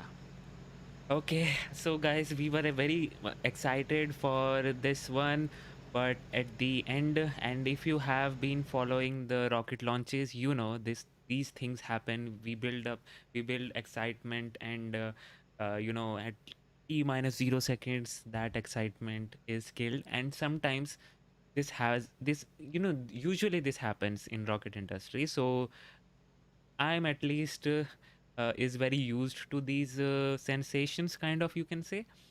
And now we will be waiting in for the data, and I hope so I'll be able to tell you my speculations as in what might have happened. So just wait. So guys, let me just tell you what actually happens during a hot fire abort. So the term hot fire abort simply means the rocket tried to ignite its engines, but something went wrong, and then finally the rocket computers identified that it would be good if you shut down the engines. Okay, so this has happened now. And as you saw, Okay. there was an abort at our T0 liftoff time. Looks like we did have engine ignition and an abort was called. The teams are troubleshooting the issue. Looks like the pad is safe and secure, no fires, no issues on the ground. So thanks for standing by while the team looks at what happened in the final moments of our terminal count. And we will keep you posted with updates as soon as we can. If we are able to recycle today's launch attempt, we would resume from T-minus 15 minutes, the top of our terminal count. And we do have until 4 p.m. Eastern today in our launch window. And whether that recycle can occur will of course depend on the issue itself and how it can be resolved. So we'll stay tuned for those updates. But like Carolina said, launch window does extend for a couple more hours, so we're going to stay tuned and see what our status is, and we'll share that as soon as we have it. See guys, this is a new rocket company, and there are so many variables which they a little bit earlier in the still have to broadcast, how the figure out. rocket is of course designed to handle multiple fueling and ignition cycles. We're talking about the engine static fire test, which is a planned milestone before every launch to make sure that the systems are all healthy, goes through an entire countdown, and so the rocket does have that recycle capability, but just depends on what the actual hold or the abort was triggered by. But those aborts are all triggered by onboard commands, right, Carolina's onboard computer sensing something is not quite right. That's right. So at T-minus 60 seconds, you heard that call out that the vehicle is on internal control, and it's all systems within the vehicle that are monitoring and making sure that everything is as it should. And if it isn't, an abort is triggered. So that's exactly what happened. That is, the system is working exactly as it should. And so we can look at what caused the specific abort that was called, and the teams are already beginning to look through the data and troubleshoot. Okay, so I think now we have to wait, obviously, for seconds. We'll expect to see that, of course, recycle if a recycle is feasible. Standing by for word on that, but that clock is holding right now as the teams assess the abort. Yes, Tony White, you are right. Better to be safe than sorry. And while we wait for we'll more have to status, wait. we can go ahead and get back into questions. If you have any questions about today's mission, please tag @NASA. So the thing which might have caused the issue are so many. So as I said, the variables for this launch, basically because the Astra is a new small sat launcher, so the variables are still not figured out properly. So these kind of things tend to happen. So don't worry about those things. Okay. safety system or FTS, flight termination system, that is on board the vehicle. And so the FTS system would be activated if, for example, the vehicle is drifting off course, and would ensure that we stay in the safe area. We make sure that the keep out zones are clear before we launch, to make sure that everyone on the ground, in the air, is as far away from the rocket as they need to be. Yeah, those range borders are actually monitored, not just those inside the hazard zones, but any vehicles that may be approaching the hazard zone too. So it's not ensuring the hazard zone is clear at liftoff, but then the question being about what if a range violation occurs afterwards. Well, the relevant authorities are also looking at any nearby vehicles that could reach the hazard zone during, shortly after liftoff, and making sure that they're all clear as well. So that's all coordinated and ensure that that will not take place once the rocket's actually in the air.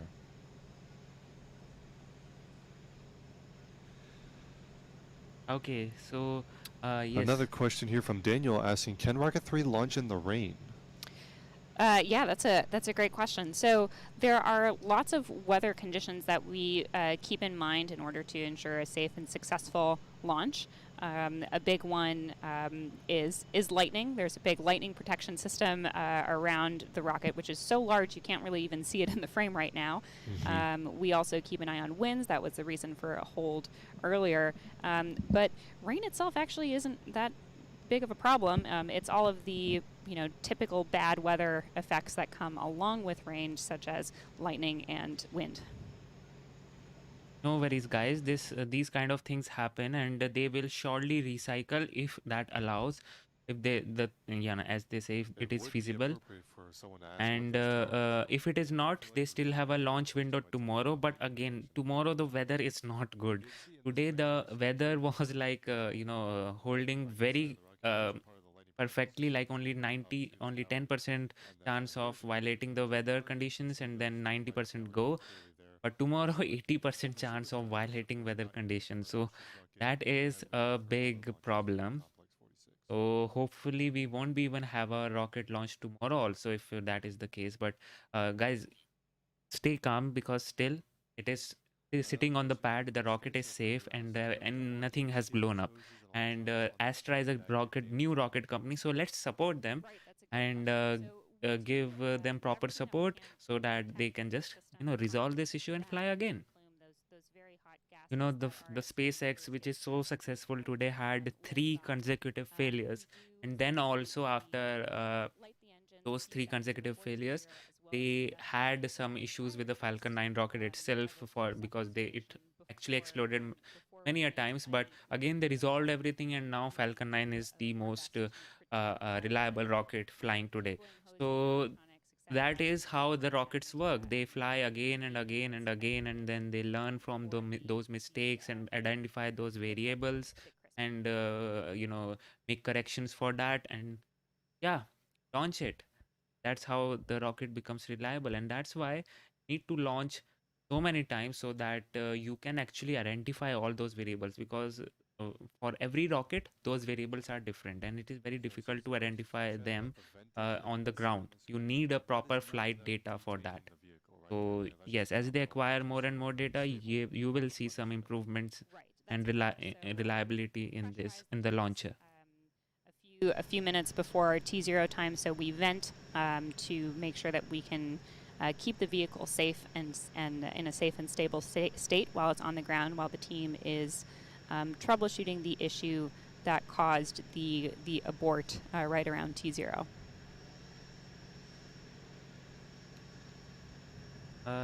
TTK Kim says, why is there a NASA logo if Astra is private? Well, NASA is paying for the flight today, so NASA is the customer today, you can say that, and hence you are seeing the NASA logo. Top off the tanks as needed. Tony White says, is this rocket reusable? Nope, this rocket is not reusable. This has a payload capacity of just 25 to 50 to 100 kilograms. So to have a reusability thing in here would mean that you won't even get into the orbit. So that is not possible with this launcher. But again, this has a different advantages because this is such a small set. It is a small set launcher and it is reliable.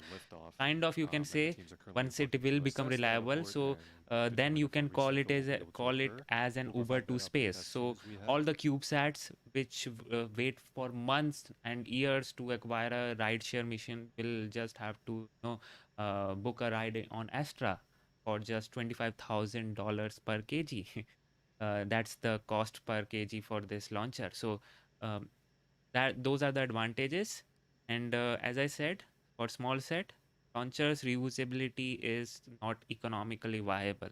You can better off by making a new stage, by or even sometimes the reusability is just not an option. The payload capacity get such a huge hit that you can't actually think about that. Yes.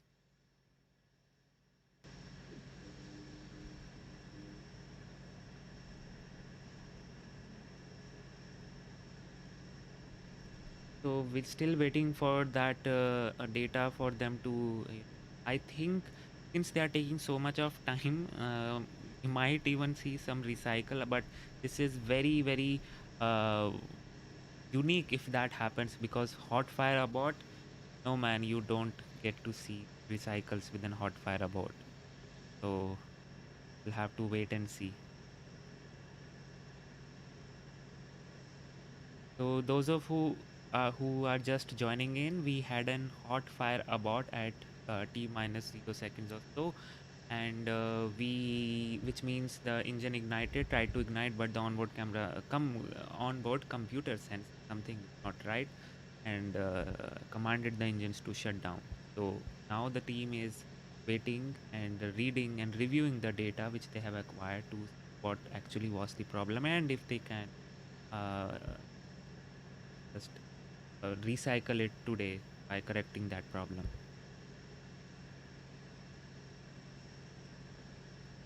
So guys, if you are just new to this channel, we do live stream of the launches as well as other space events. Basically, this channel is all about rockets and space technology. So if you are into those stuffs, please consider subscribing and liking this stream. If you love my commentary, please do that, and would mean so much if you can become a member or a Patreon. Links are down in the description, and just on that join button, and would really really help me for providing these themes and videos. The Astra vehicle looks like a Minotaur rocket. Well, that's a great observation, man. The Minotaur rocket, as is famously known as the banana peel rocket, as because it sheds off the skin. But yes, it does look like that. But the Minotaur rocket runs on solid fuels, but here it runs on liquid fuel. And if I remember correctly, someone actually asked why they are using the liquid fuels rather than a solid fuels, because it would make more sense for a small sat launcher to launch using solid rocket boosters rather than liquid fuel engine, because liquid fuel engine itself are very difficult to make, and then you need to work with all those constraints related to fuel tanks and pressurization, whatnot. But for a solid rocket motor, that is not the case. You can just ignite the motor and it would do the same thing. But the problem with solids are that they are very very very difficult to control and master. And for those new satellite companies coming into space, if they are don't have any experience in making solids, it would be very difficult for them to manage it, because the temperatures in that, the control, the authority of those solids are way lesser than what we can get from the liquid fuel engines. Because if anything goes wrong, you can just shut off. Like today, this is the biggest example. Like they had an ignition and then the computers commanded the engines to be shut off, but that would not have happened with the solids. If there was an issue, you are doomed. Start the motor, and then you have to go, and you don't have any other option. So that is a big flaw with those. So that's why many companies which are coming in space launchers tend to go in with liquid. I know those are harder, but they tend to go in with this liquid because liquids provide way more control authority, and they can actually expand on those liquids because if they want to in future, if they want to develop some heavier rockets, they can do that by liquid technology because they would have mastered some dynamics of liquid technology, liquid engine technology. But if they would have to um, expand on the solids, that would be a very difficult task. Also, solids are very inefficient because they don't have great ISP. So the size of the rocket increases, and when the size of the rocket increases, the weight increases, and that will cause other problems because then the payload capacity will decrease. So there are very so many dynamics and so many variables and all those things. So everything is taken into account, and then people choose what rocket to build on. Like Blue Shift Aerospace, they are a new rocket company which is launching from Maine. Their unique thing is that they are using a biofuel which in the rockets, which means they are not using any standard rocket fuels. They have developed some biofuels which they say can be found in farms out there. So what they do is their fuel is basically a combination of liquid as well as the gaseous as well as the solid. So that the biofuel which they have developed is a solid motor, and they use gaseous oxygen to provide the oxygen for those fuels. So that is a different concept which they have gone through. So it depends on company to company, but you have some research on doing something, then like if you have plans for expanding your vehicle in near future, then obviously you can go on with liquid technology like Electron did. Electron had made the mastered the liquid engine technology, and now they are making neutron rocket. That's the best example of it. So here also you might see Astra doing something like that. Right now they don't have any plans for that, but as they say, they don't have any plans for that, but in future you don't know, right?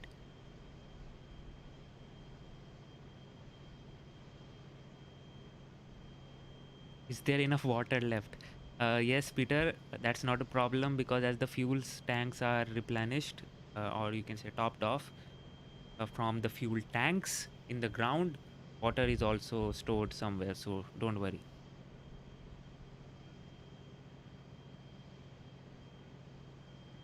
Okay, else to be had. Are there cameras on the rocket? Yes, they do have cameras on the rocket, so that is not a problem. You will get some pretty good views, onboard camera views from this rocket if this launches today. K2 K81 K2 K81, if that answers your question.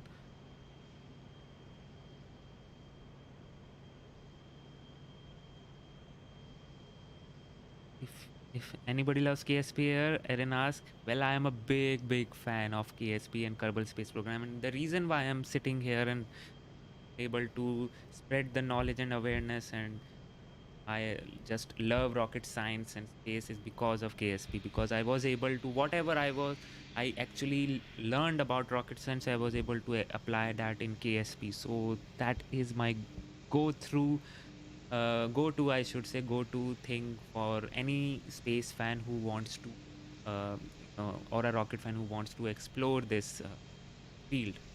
Just play KSP, man. You would love it.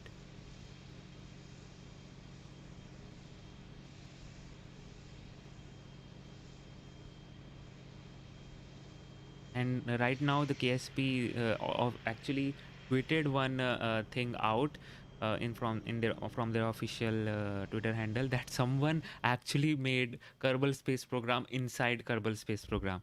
How cool is that? I was like, whoa, after just seeing that. Humans are so creative and so smart. I just don't know what is the limit in KSP. KSP is literally a Minecraft for space and rocket nerds.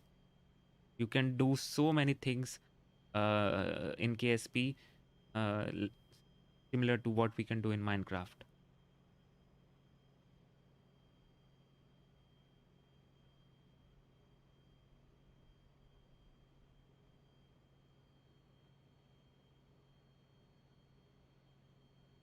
How long will the recycle take? As I said, there are checkpoints in the timeline countdown. So whenever there is a hold or some sort of abort during a countdown, so they have the option to roll back to the previous checkpoint.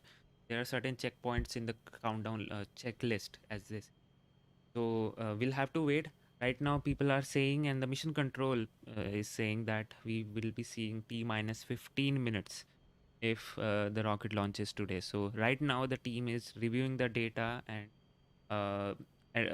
actually thinking and uh, you can say brainstorming whether the issue can be fixed today or not.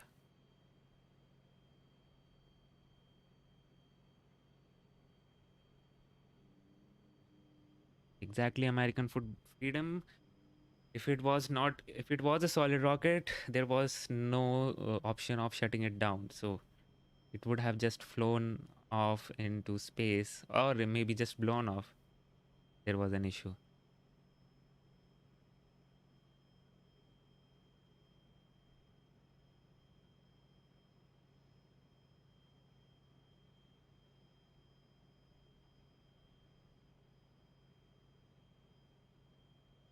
The system should have sent the info why it was aborted.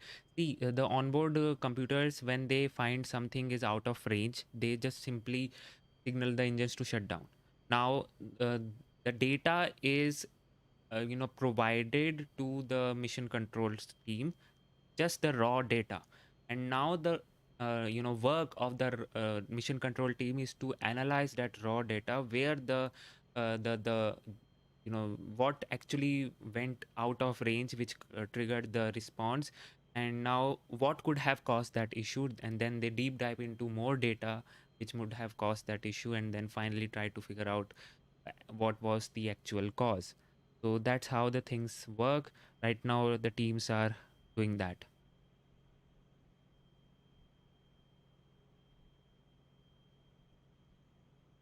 Sumit Kumar says, will ISRO launch this month?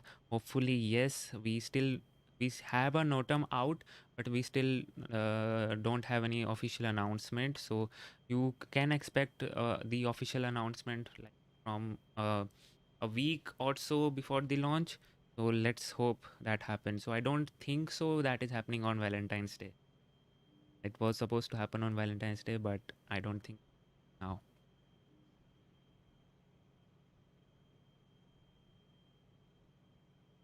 We have many launches. We have actually launches planned on for this month, Sanju. But the thing is, it's not from Astra. Okay, it's from different rocket companies like Electron. We have OneWeb also launching few days. So we will be seeing Soyuz launch, Electron launch, and maybe PSLV also. We'll have to wait and see. Yes, Natasha, you are right. There is a Soyuz launch coming in. I don't know whether it is tomorrow or what, but the next launch, if this does not launch today, is the Soyuz launch.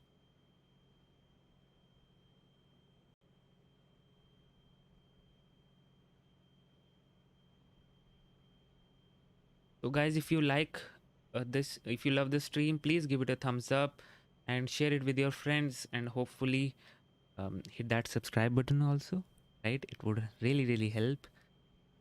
We have 1.2 watching, and how many likes do we have? Only 200 likes. Can we get to 500 or so likes? It would make my day. You can do that, please. Okay, it's up to you, but if you like my commentary, and if you like the information, love the information, please consider subscribing as well as liking. Okay, still waiting. Now let me just so they have actually resetted the time T minus 15 minutes and minus 15 minutes only, not 3 seconds. So let's hope that is the indication of them launching today. Let's see. Thanks for standing by with us. If you're just joining us, we had an abort call just a few seconds before liftoff, and the team has been working to troubleshoot the issue. We are at this point keeping all of our options open, and we would recycle. You can see the clock's been reset preemptively to T-minus 15 minutes and holding there. So we would recycle our countdown from the beginning of our terminal count at T-minus 15 minutes. We'll continue to give you updates as we have them, but the team is keeping our options open and hoping to recycle today. So that's a great news to hear, because I can't recall any launch which had a hot fire Abort and then they recycled, but now they are doing that today. So hopefully, let me just Abort till hold.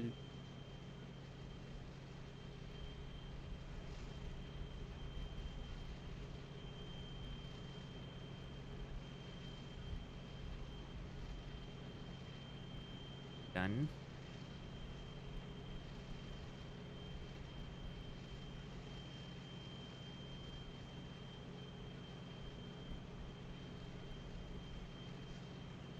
So we are right now at T-minus 15 minutes holding, and you can see the fuel tanks, the fuel lines have started working again, which means they are topping off the fuel. And as the mission control said, they are keeping all the options open right now. So we will have to wait and see what do we get to actually, if we are getting a launch today. Thank you so much, Kitty Ruffle and OL Corp, for liking and subscribing. It would mean a lot if you can. Please like this stream so that YouTube algorithms can notify other people that something great is going on and you should watch this launch. So Tony White says, do you think that rockets are going to be the way of the future because of the cost, or do you think that shuttles will ever come back again? So the thing is, rocket is the only way of how you travel into space, and this shuttle was also a rocket. So you mean to say whether these those shuttle kind of rockets will come into place, or these kind of rockets which we are seeing today will be the way to the future? See, I strongly believe once we have nuclear propulsion, not nuclear thermal propulsion, nuclear fusion drive in place, then we can expect some SSTOs being manufactured. So SSTOs are nothing but single stage to orbit. So the actual concept of shuttle was of those reusability of those stages. So you can literally expect one single plane like a thing, or you can say a ship, as they say, a ship in movies and all those things. So you can make a ship and have just one engine. That engine can work in orbit, in sea level and whatnot, and that can only happen when we have nuclear propulsion, because this thing is so hard to do with SSTOs, because we have such a big weight penalty that we get. So because of that, we are not able to make SSTOs because it's just not feasible. You need to have so much of fuel with this current ISP of rockets that it won't be even feasible to make us SSTO, single stage to orbit. But with the nuclear propulsion, which will have such a high ISP, might be able to make those engines, and finally we'll have some SSTO. So we'll literally have a ship which can be reused again and again and again, just refuel it, just one ship going to space and coming back. So that is the way of the future, and that is how we will actually be traveling in space also, going to Mars, going to even colonizing the solar system. You have seen The Expanse, you know what I'm talking about. My all-time favorite series. And thank you so much, Sumit Kumar, for that 100. Really appreciate it, man. Thank you so much. It would really help me. So now let me what else do we have? So guys, if you can support me, please do that by becoming a member or a Patreon. Link is down in the description. Would really help me in the mission that I am doing.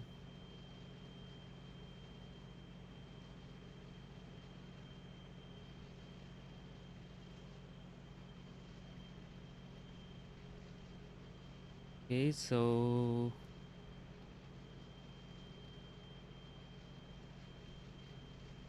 rocket game. One of the Starship prototypes had a hot fire abort and launched later. Unfortunately, I don't remember which one right now. See, the problem is you can actually launch with those prototypes. It was a Starship prototype. First of all, you need to make understand it was a prototype, so they were trying to uh, get the data, and it was not an orbital class rocket, so it was not going to orbit and even not achieving some Mach 3 speeds or achieving max q. So that's why I can't consider that in same class as this one right now, because this is going for high speeds, achieving max q, Mach 4, Mach 5 and whatnot. So uh, things are different for this one.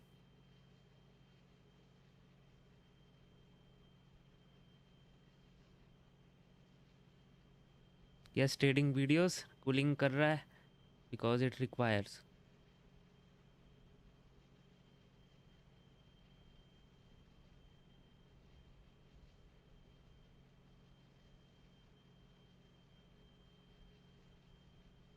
Mac Hanner says, didn't catch your name but enjoying your commentary.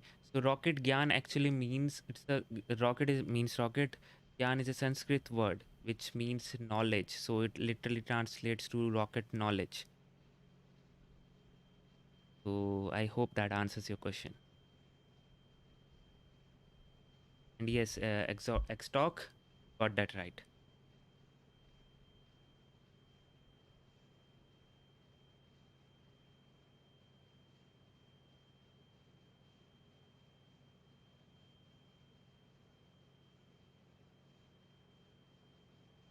What is the Chaitanya says? What is the purpose of the satellite?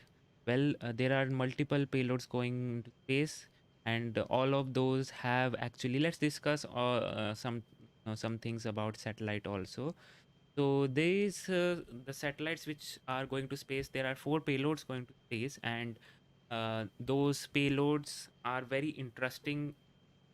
Uh, Actually, because 3 of them are university payloads. Let me just tell you that these university payloads and students making CubeSats is very much necessary, because that enables young minds of colleges and universities to actually move into this field of space technology and rockets and whatnot.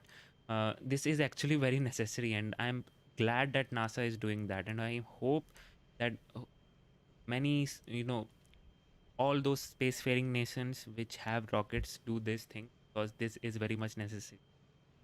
So yeah, coming back to your question, one of there are 3 student satellites. So one of the satellite is known as Bama 1, and it is being launched to test a drag sail, which means it will be able to deploy a drag sail into orbit, a 1 meter square drag sail into orbit, which will drastically reduce the time a CubeSat will stay in orbit. Now you would say, man, we would like to extend the time, right, of CubeSat being in the orbit rather than taking off the time. So why are we doing this? The reason is, most of the CubeSats, first of all, don't have propulsion system, and most of the CubeSats don't even have that lifetime. Like most of the CubeSats, the orbit which it goes to is like 500 kilometers or so, and at that orbit the natural decay of the satellite is 5 years, which means if you don't do anything, after 5 years the satellite will come back to earth. It will destroy in the atmosphere, obviously, but yeah. So since I said most of the CubeSats have like the lifetime of 1 year, 3 months or so, that means after that they are just a space junk, right? And if you can have some cheap way of deorbiting them perfectly without risking anything, then it would be great. And if you can do that without even having a propulsion system and taking the support of just the elements present in the space, which causes the drag, is amazing, because now you are solving an issue with engineering rather than money, right? So what this satellite will do, this will open up a drag sail for a CubeSat. You can just put that drag sail packaging of that in the aft section of that. It will open up and then it will produce drag, which will cause the satellite to decay its orbit in just 2 to 3 months rather than 5 years. So this is an experiment which they are trying to do, and hopefully this will be feasible for many CubeSats to come, because space debris, space junk is becoming a huge problem nowadays. So I would say yes, if we can have something about that, so it's great. The second one is the neutron detector satellite, the first satellite with the neutron detector in low Earth orbit, which means it will be able to monitor the space weather predicted, and basically have space weather as well as higher altitude weather can have with that satellite. The other satellite is also very interesting. Don't remember the name, but that satellite is actually testing a quantum gyroscope. And as the name suggests, gyroscope is a hardware thing, right? And which actually helps to determine the orientation in space of something. So with a quantum gyroscope, what you are trying to do is, as the name suggests, quantum means you are trying to make a gyroscope in an atom, right? So they are actually launching a diamond inside that CubeSat, and with that diamond will have some impurities, you can say, some called nitrogen vacancy, as they say. What will happen with that nitrogen vacancy is, let me just tell you. A sec.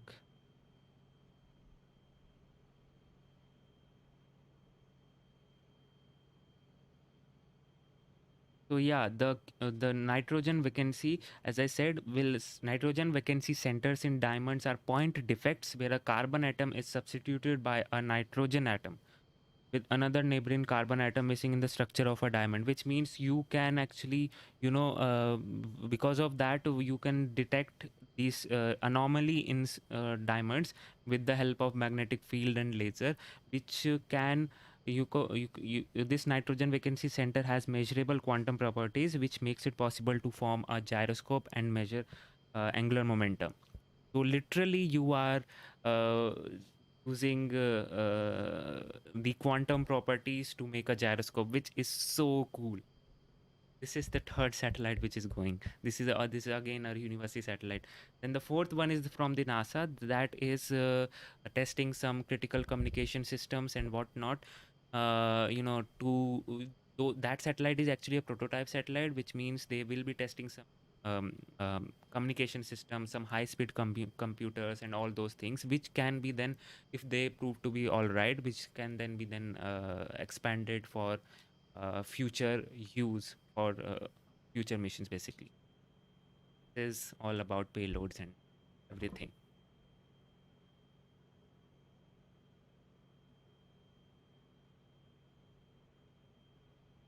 Hey, thank you so much, Chaitanya, for that too. Hi, you are doing great job. Keep it up. $2 really helps me for doing and keeping all these live streams possible for you all. So thank you so much. Really appreciate it.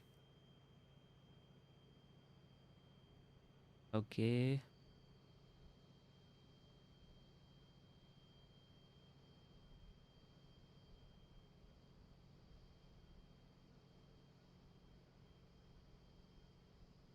Thank you so much, Tony White.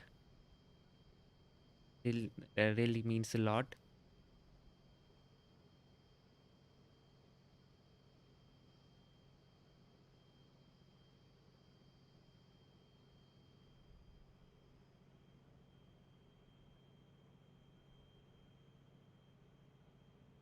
Okay.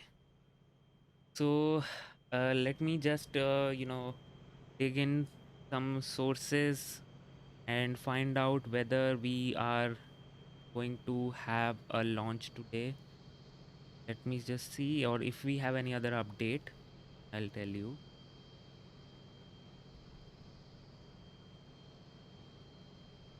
So the last official update was Abort at T-0. Teams are currently reviewing the data, and we have the time to try again. And so stay tuned and wait for it. This was the official one.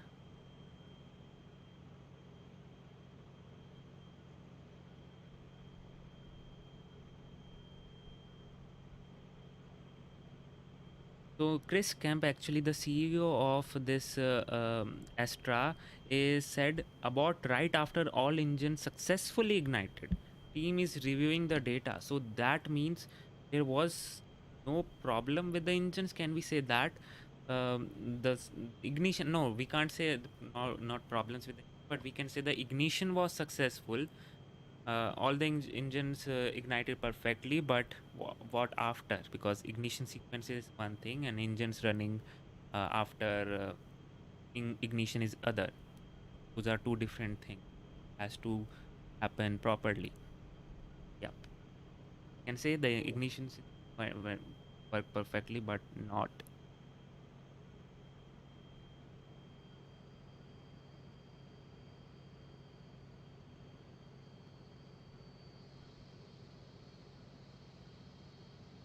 Imagine if it cancels again. I hope so. It will not. First of all,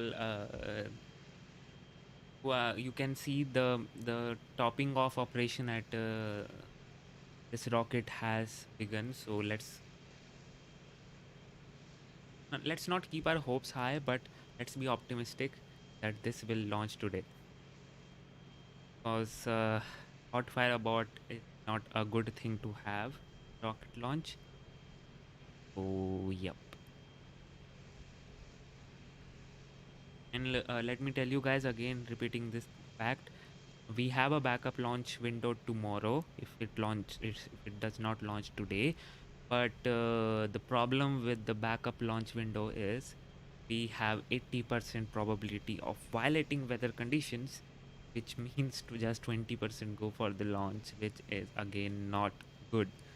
Today it was 90% go for the launch, but again the weather got up.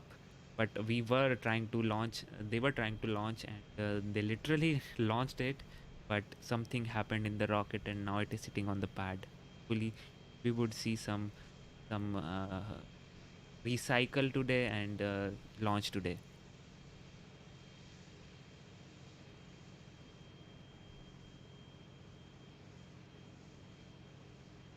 So see, uh, on this channel what I try to do is explain the rocket facts, space tech, rocket science in as a simple way as possible, so that us not if you are just a newbie into space and rockets and you fear this word rocket science, uh, you want after coming to this channel.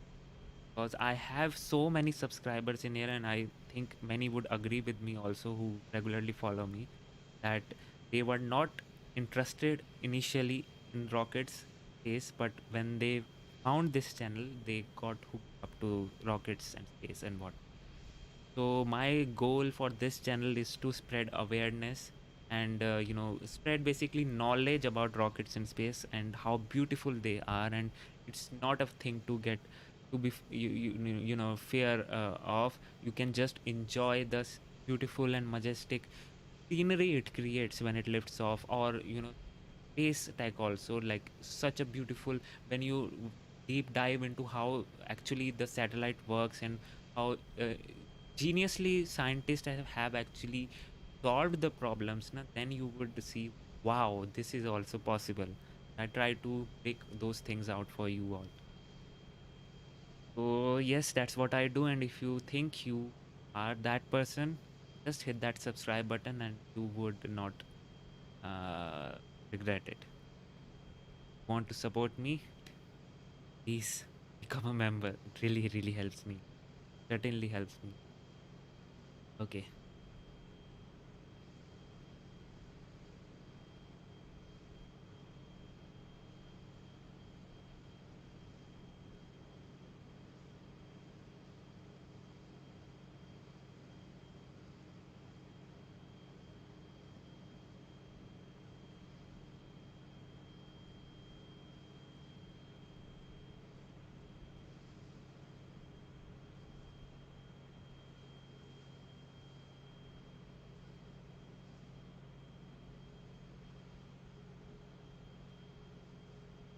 still are holding now, and I can see Astra stocks have dipped a lot, but see guys, rockets and especially this company, those stocks have dipped right now, but let me just tell you, would rise again. So if it has dropped and you haven't invested yet, please think about it, because this will launch someday for sure.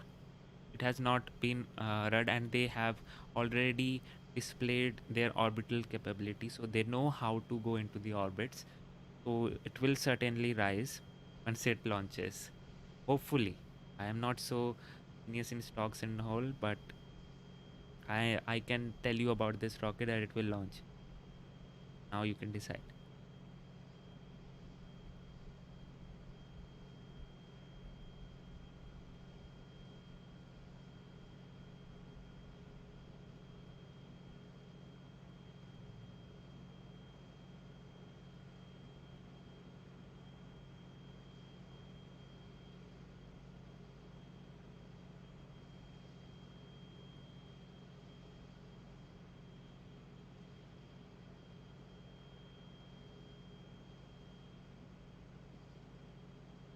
Okay.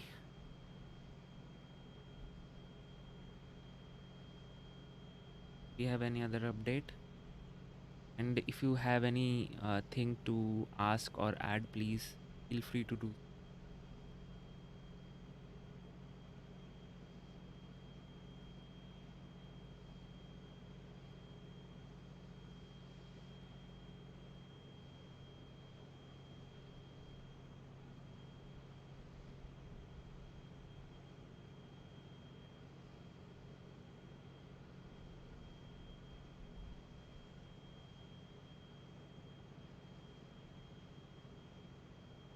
Still reviewing the data. Why am I blue? New N1, because I have made you the moderator. Please moderate the Russian chat. I hope you can read the Russian, right? So need one person from there. So please moderate the Russian chat.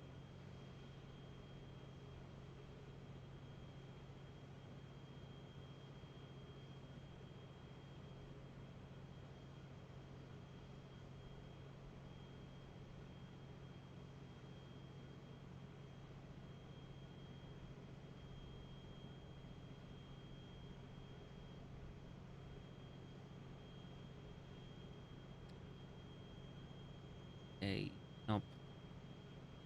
No such update. Still reviewing data, that's all.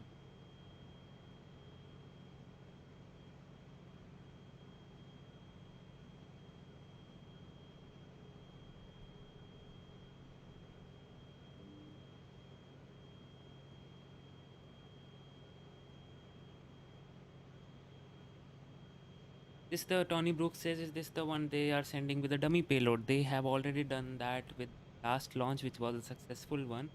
Their second orbital, if this will be a successful one, this will be the second orbital launch. And no, they are not sending any dummy payload. They are sending actual payload, and not even one, but 4 of them. So yep.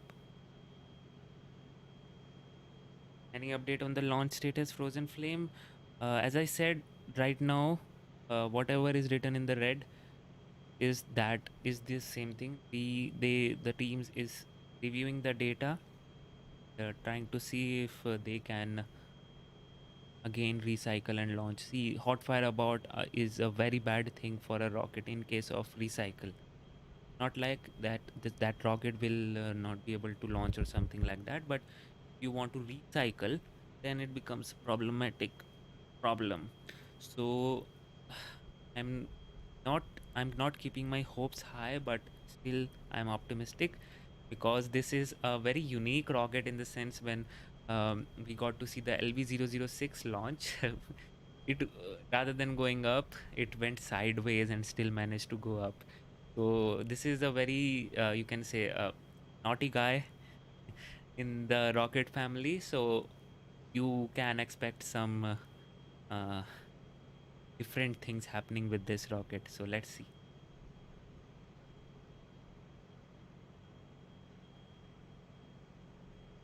what are the chances of success looking like?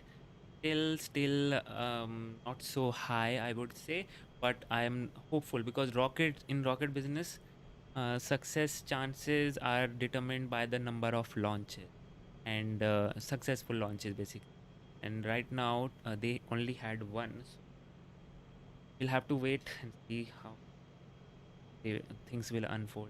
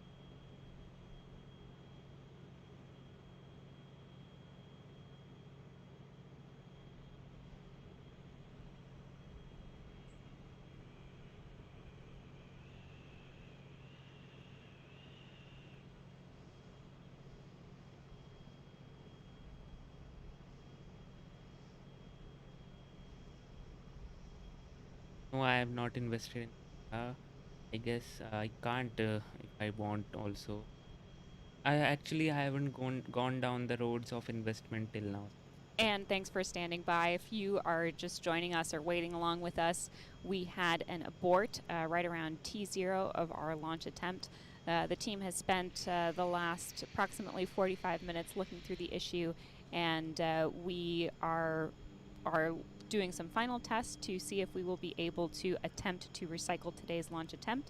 We have about an hour and 15 minutes remaining in the launch window, and we would pick up the count from T minus 15 minutes. So plenty of time to try again if we're able, and we're just standing by to see if the team is able to successfully complete the final test before picking up the count again.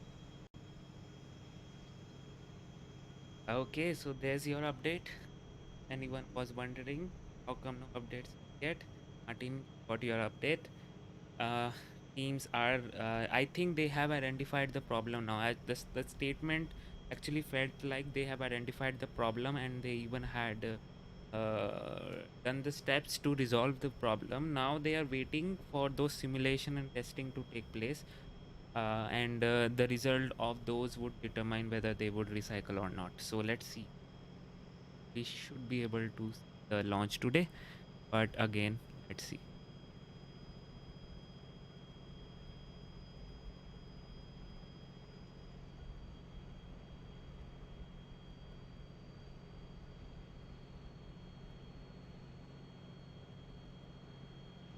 As she said, we have 1 hour 15 minutes till, like 15 minutes are left for the countdown to pick up, so we can assume we still have like 1 hour still till the countdown picks up. They have plenty of time to finally test those systems out.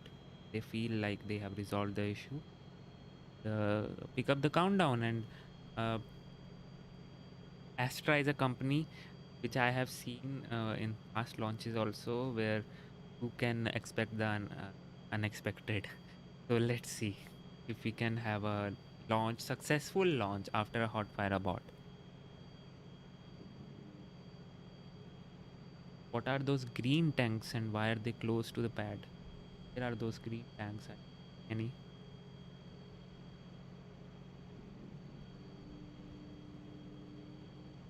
No company is better or bad. Frozen Flame. Everyone is unique in its own self, as they say. So it actually depends on what to choose. Like they are providing the service, the launch service. They are road to space, vehicle to space, basically. So which one do you choose depends on your preference. Which orbit do you want to go? How urgent it is, or whether you can expect some delay, or what there are so many parameters. So when a company is in the launch business, so that case, it rarely happens that a rocket is a bad or something like that. If a rocket is a bad, then reliability is an issue, and then the problem happens with the customers. But with today's tech and modernization, that does not happen actually. Can resolve the issues. So I would say we with the Rocket Lab and Astra, we have options to go to space.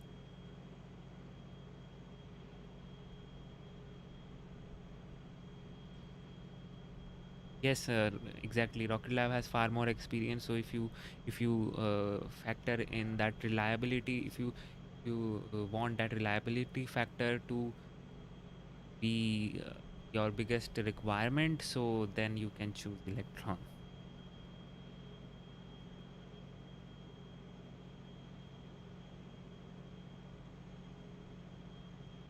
Those green tanks said, see, whatever structures you are seeing in front of your in near the pad are the ground support equipment, and they are the tanks or other things, the sensors and whatnot. So and all of them are shielded inside those containers, so if anything happens on the pad, then those things will still remain. Again, if the the rocket explodes on the pad, then obviously refurbishment of the pad requires, and the ground support equipments are also gets damaged. But if it is a successful launch, like if it is going at least go away from the pad, then those ground support and the launch pad remains safe. Like Texas only, if you have seen Starship launches, then they also have like tank farm activity going on, the ground support equipments and whatnot near the pad. So it's not a big deal to have those things. But yeah, obviously, if it is an explosion on the pad, then you basically can't do anything. Even a bunker would not save you, because the rockets are so carry so much energy in them.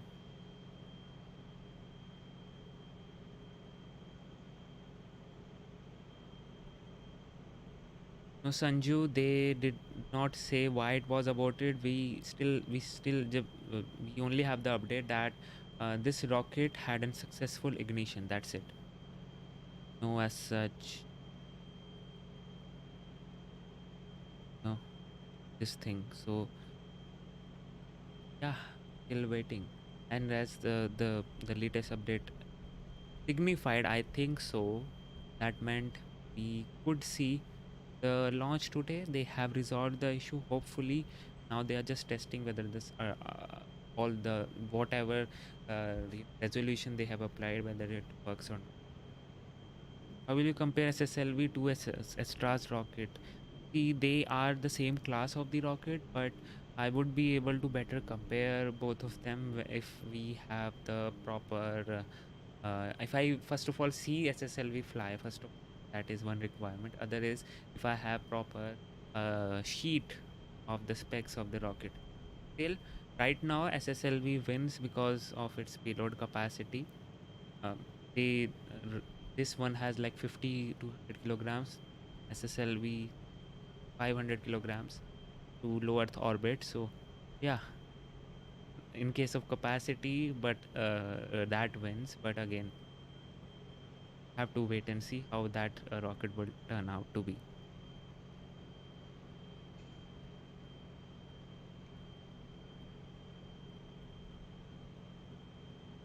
Which Hachi James, if I pronounced your name right, do we know a list of reasons the board of onboard CPU could trigger an abort? See, there are so many variables. As I said, always say this thing. There are so many things that can go wrong, and everything has to go right for a successful rocket launch. And if even one of them is goes out of bound, the rocket computers signal an abort. So there are engine sensors, there are fuel sensors, then we have the pressure system, the fuel system, the engine fully, like the pre-burners. There are, yeah, This one does not have a pre-burner. This one is operated using electric pump fed cycle. So maybe those, I can say, the motors could have some issues. So there are like so many, I can just go on and on and on with the issues that can happen. So can't pinpoint with just the just what we have right now, like ignition was successful. Yes, I can say the ignition system worked perfectly fine. So yep. And talking about the ignition system, people would think since they have already ignited now, the ignition fluid would be depleted. And yes, that could happen, but again, I'm telling you, this is sitting on the ground.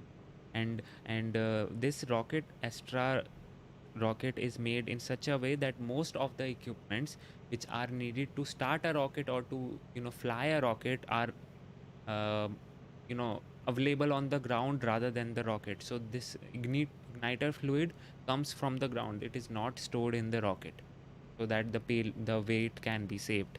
There are many things which are made like that. The design of this rocket was done like that. So yes.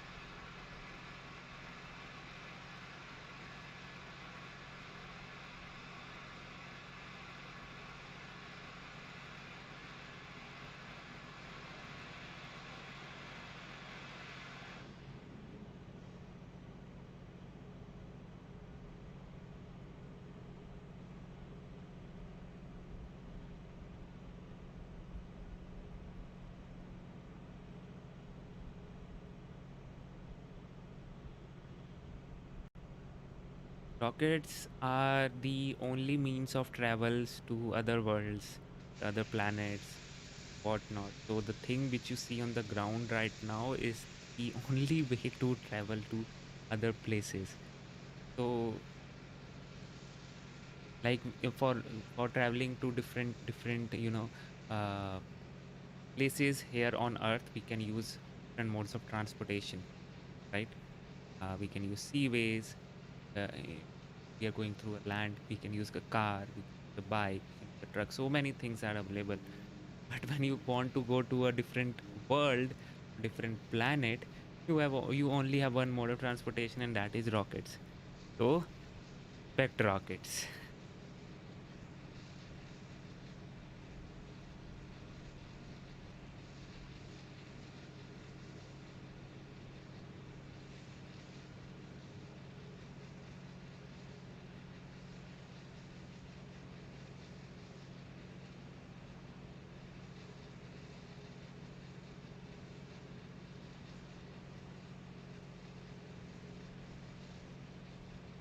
So guys, I think I can take a break right now for some time. We refresh a bit. So do you want to hear the ambient noise of the rocket, or maybe a music out there with the ambient noise? What do you suggest? What do you want? This good? Because I think like always good to hear the rocket noises also. Those are them itself unique. Or whatever you suggest, I'll do that. Hi Wildflower, how are you? You joined late, but hopefully something has happened that it has not launched. So waiting for you, I guess. Everyone was waiting for you. Okay, fine then. Enjoy it, and I would come back. I am not going anywhere, just having some refreshments, that's it. So just enjoy the ambient noises.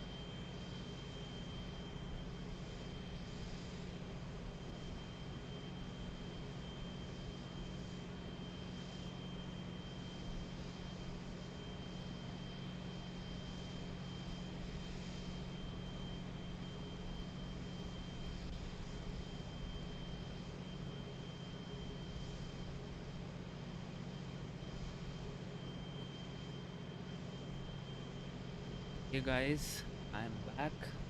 Uh, Still no update from Astra till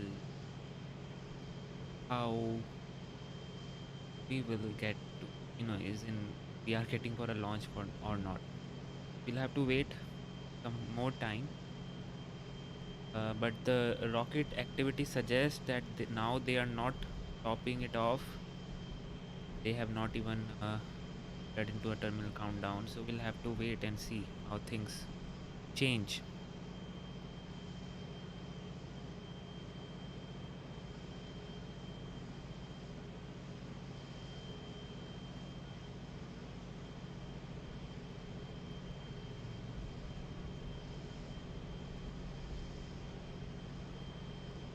Hello, not TV, for being here, and so you see that frost on the upper part of the rocket and not on the bottom part of the rocket. You know the reason. You know the reason. You know, please type in the chat.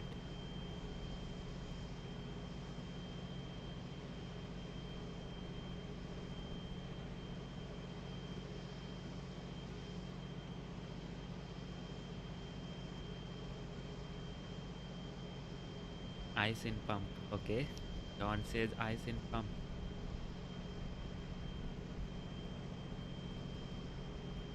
He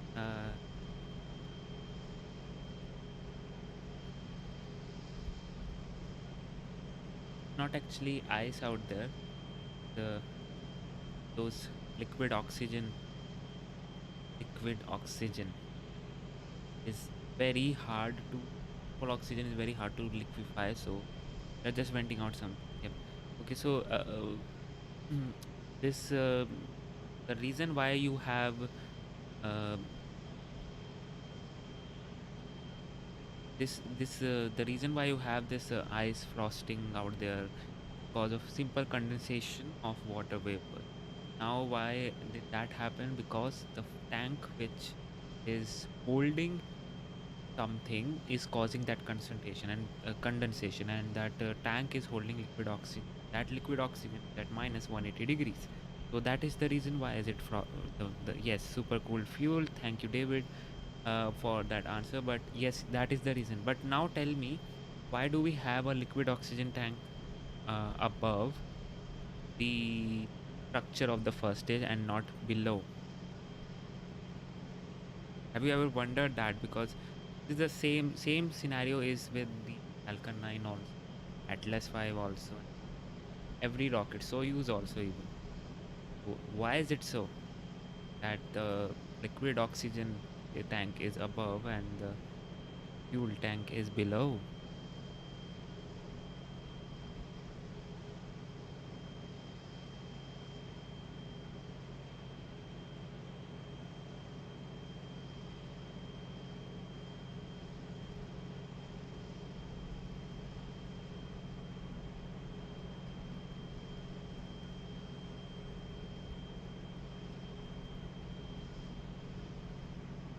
So it doesn't blow up.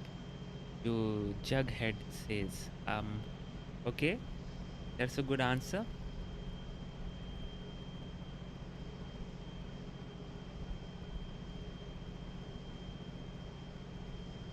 Can you guess it, guys?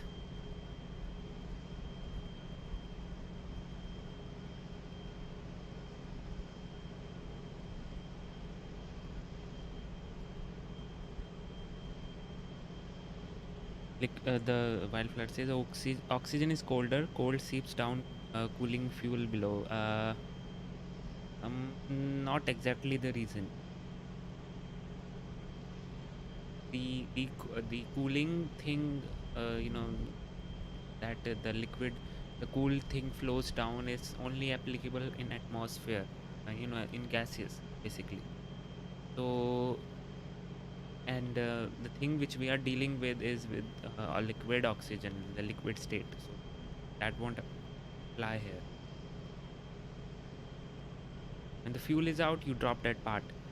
No, The fuel, actually the liquid oxygen and the fuel, they both are needed. Liquid because there is no oxygen in space, and the ignition, when the rocket engine ignites, that is actually causing a fire, right? So you need oxygen to sustain that fire. So that's why you carry your own oxygen tank and then the fuel tank, which would actually ignite to space. That's the reason. That whole part, the frosty part and below part, is totally detached. So it is not like the This below is part Astra will Flight on detach. countdown. Astra is scrubbing for the day. Okay. Okay, guys, have some chat.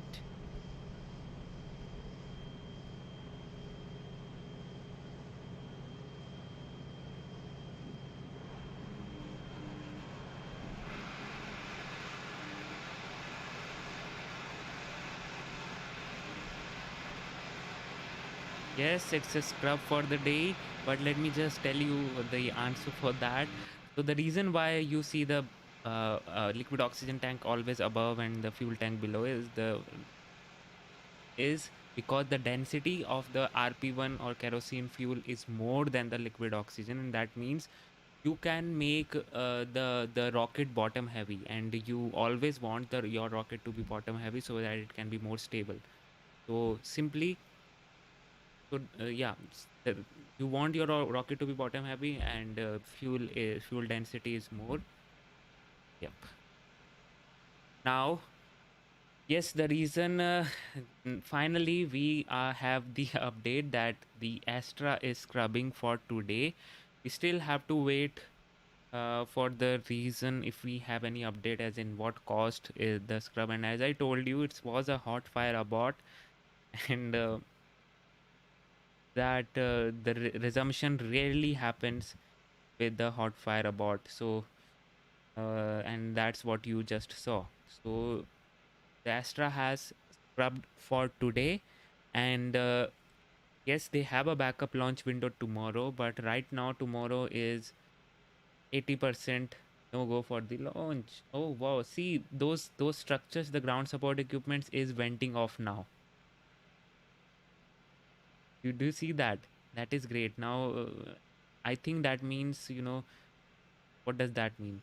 Okay, we'll And discuss as that some other and day. as you just heard, the flight director Chris Hoffman did just call a scrub for the day. Carolina, do you have an update for us?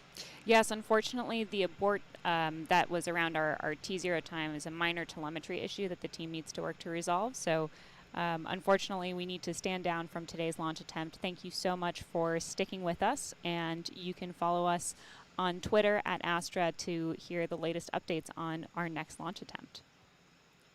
Yeah, stay tuned for future coverage. And again, thank you to Astra for partnering with NASA Spaceflight for today's coverage. We'll be back with you as soon as another launch attempt is ready. But thank you so much for watching today. Thanks to all of the support and the chat messages and the NSF and Astra teams behind today. We'll hopefully be back with you very soon for another launch attempt. So signing off for now, Carolina, thank you so much for joining me today from Alameda in California. Okay, so that was it.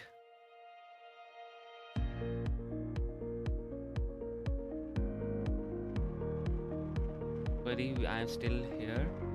We'll discuss about that thing called, right?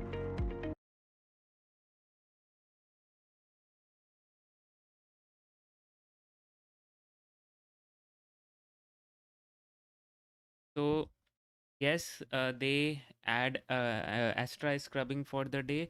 Let's just see first of all if we have any official update from them. No, right now we don't have. So guys, as she said, they had some minor telemetry issue. Uh, it was not a minor issue, but actually the thing what she meant to say was telemetry issue means they were not receiving the data. I think so they were not receiving proper telemetry from the rocket, which means the signal was not proper. I don't know if that is what um, telemetry issue. There are so many, again, there's so many things that can happen there in telemetry also. So if today they were not able to resolve, means it was not a software issue, and they need to replace some of the hardware as well. So tomorrow is the backup launch window, but again, tomorrow is not a good day to launch.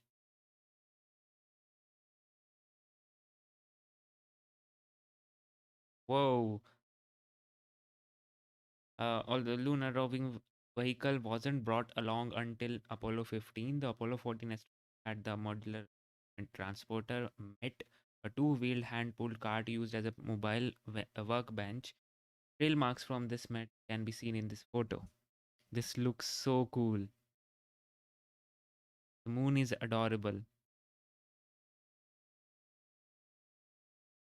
And the man had self. Wow. Okay. So Rocket 3.3 is scrub, and there you have the official update. Standing down today due to a minor telemetry issue, we are giving the team time to complete a thorough review and will provide an update on the next launch opportunity for the mission.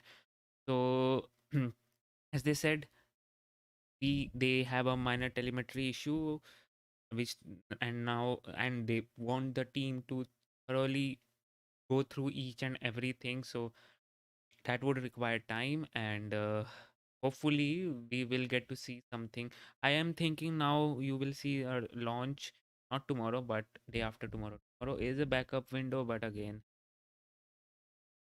not a good thing for a weather.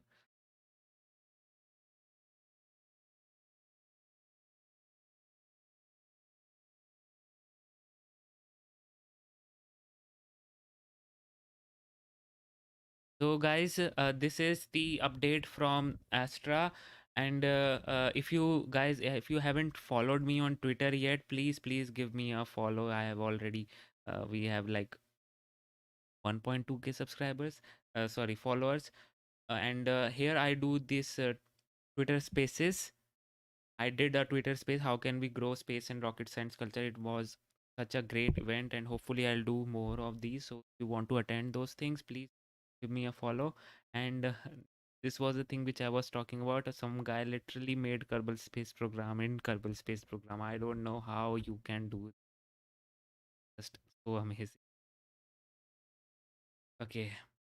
uh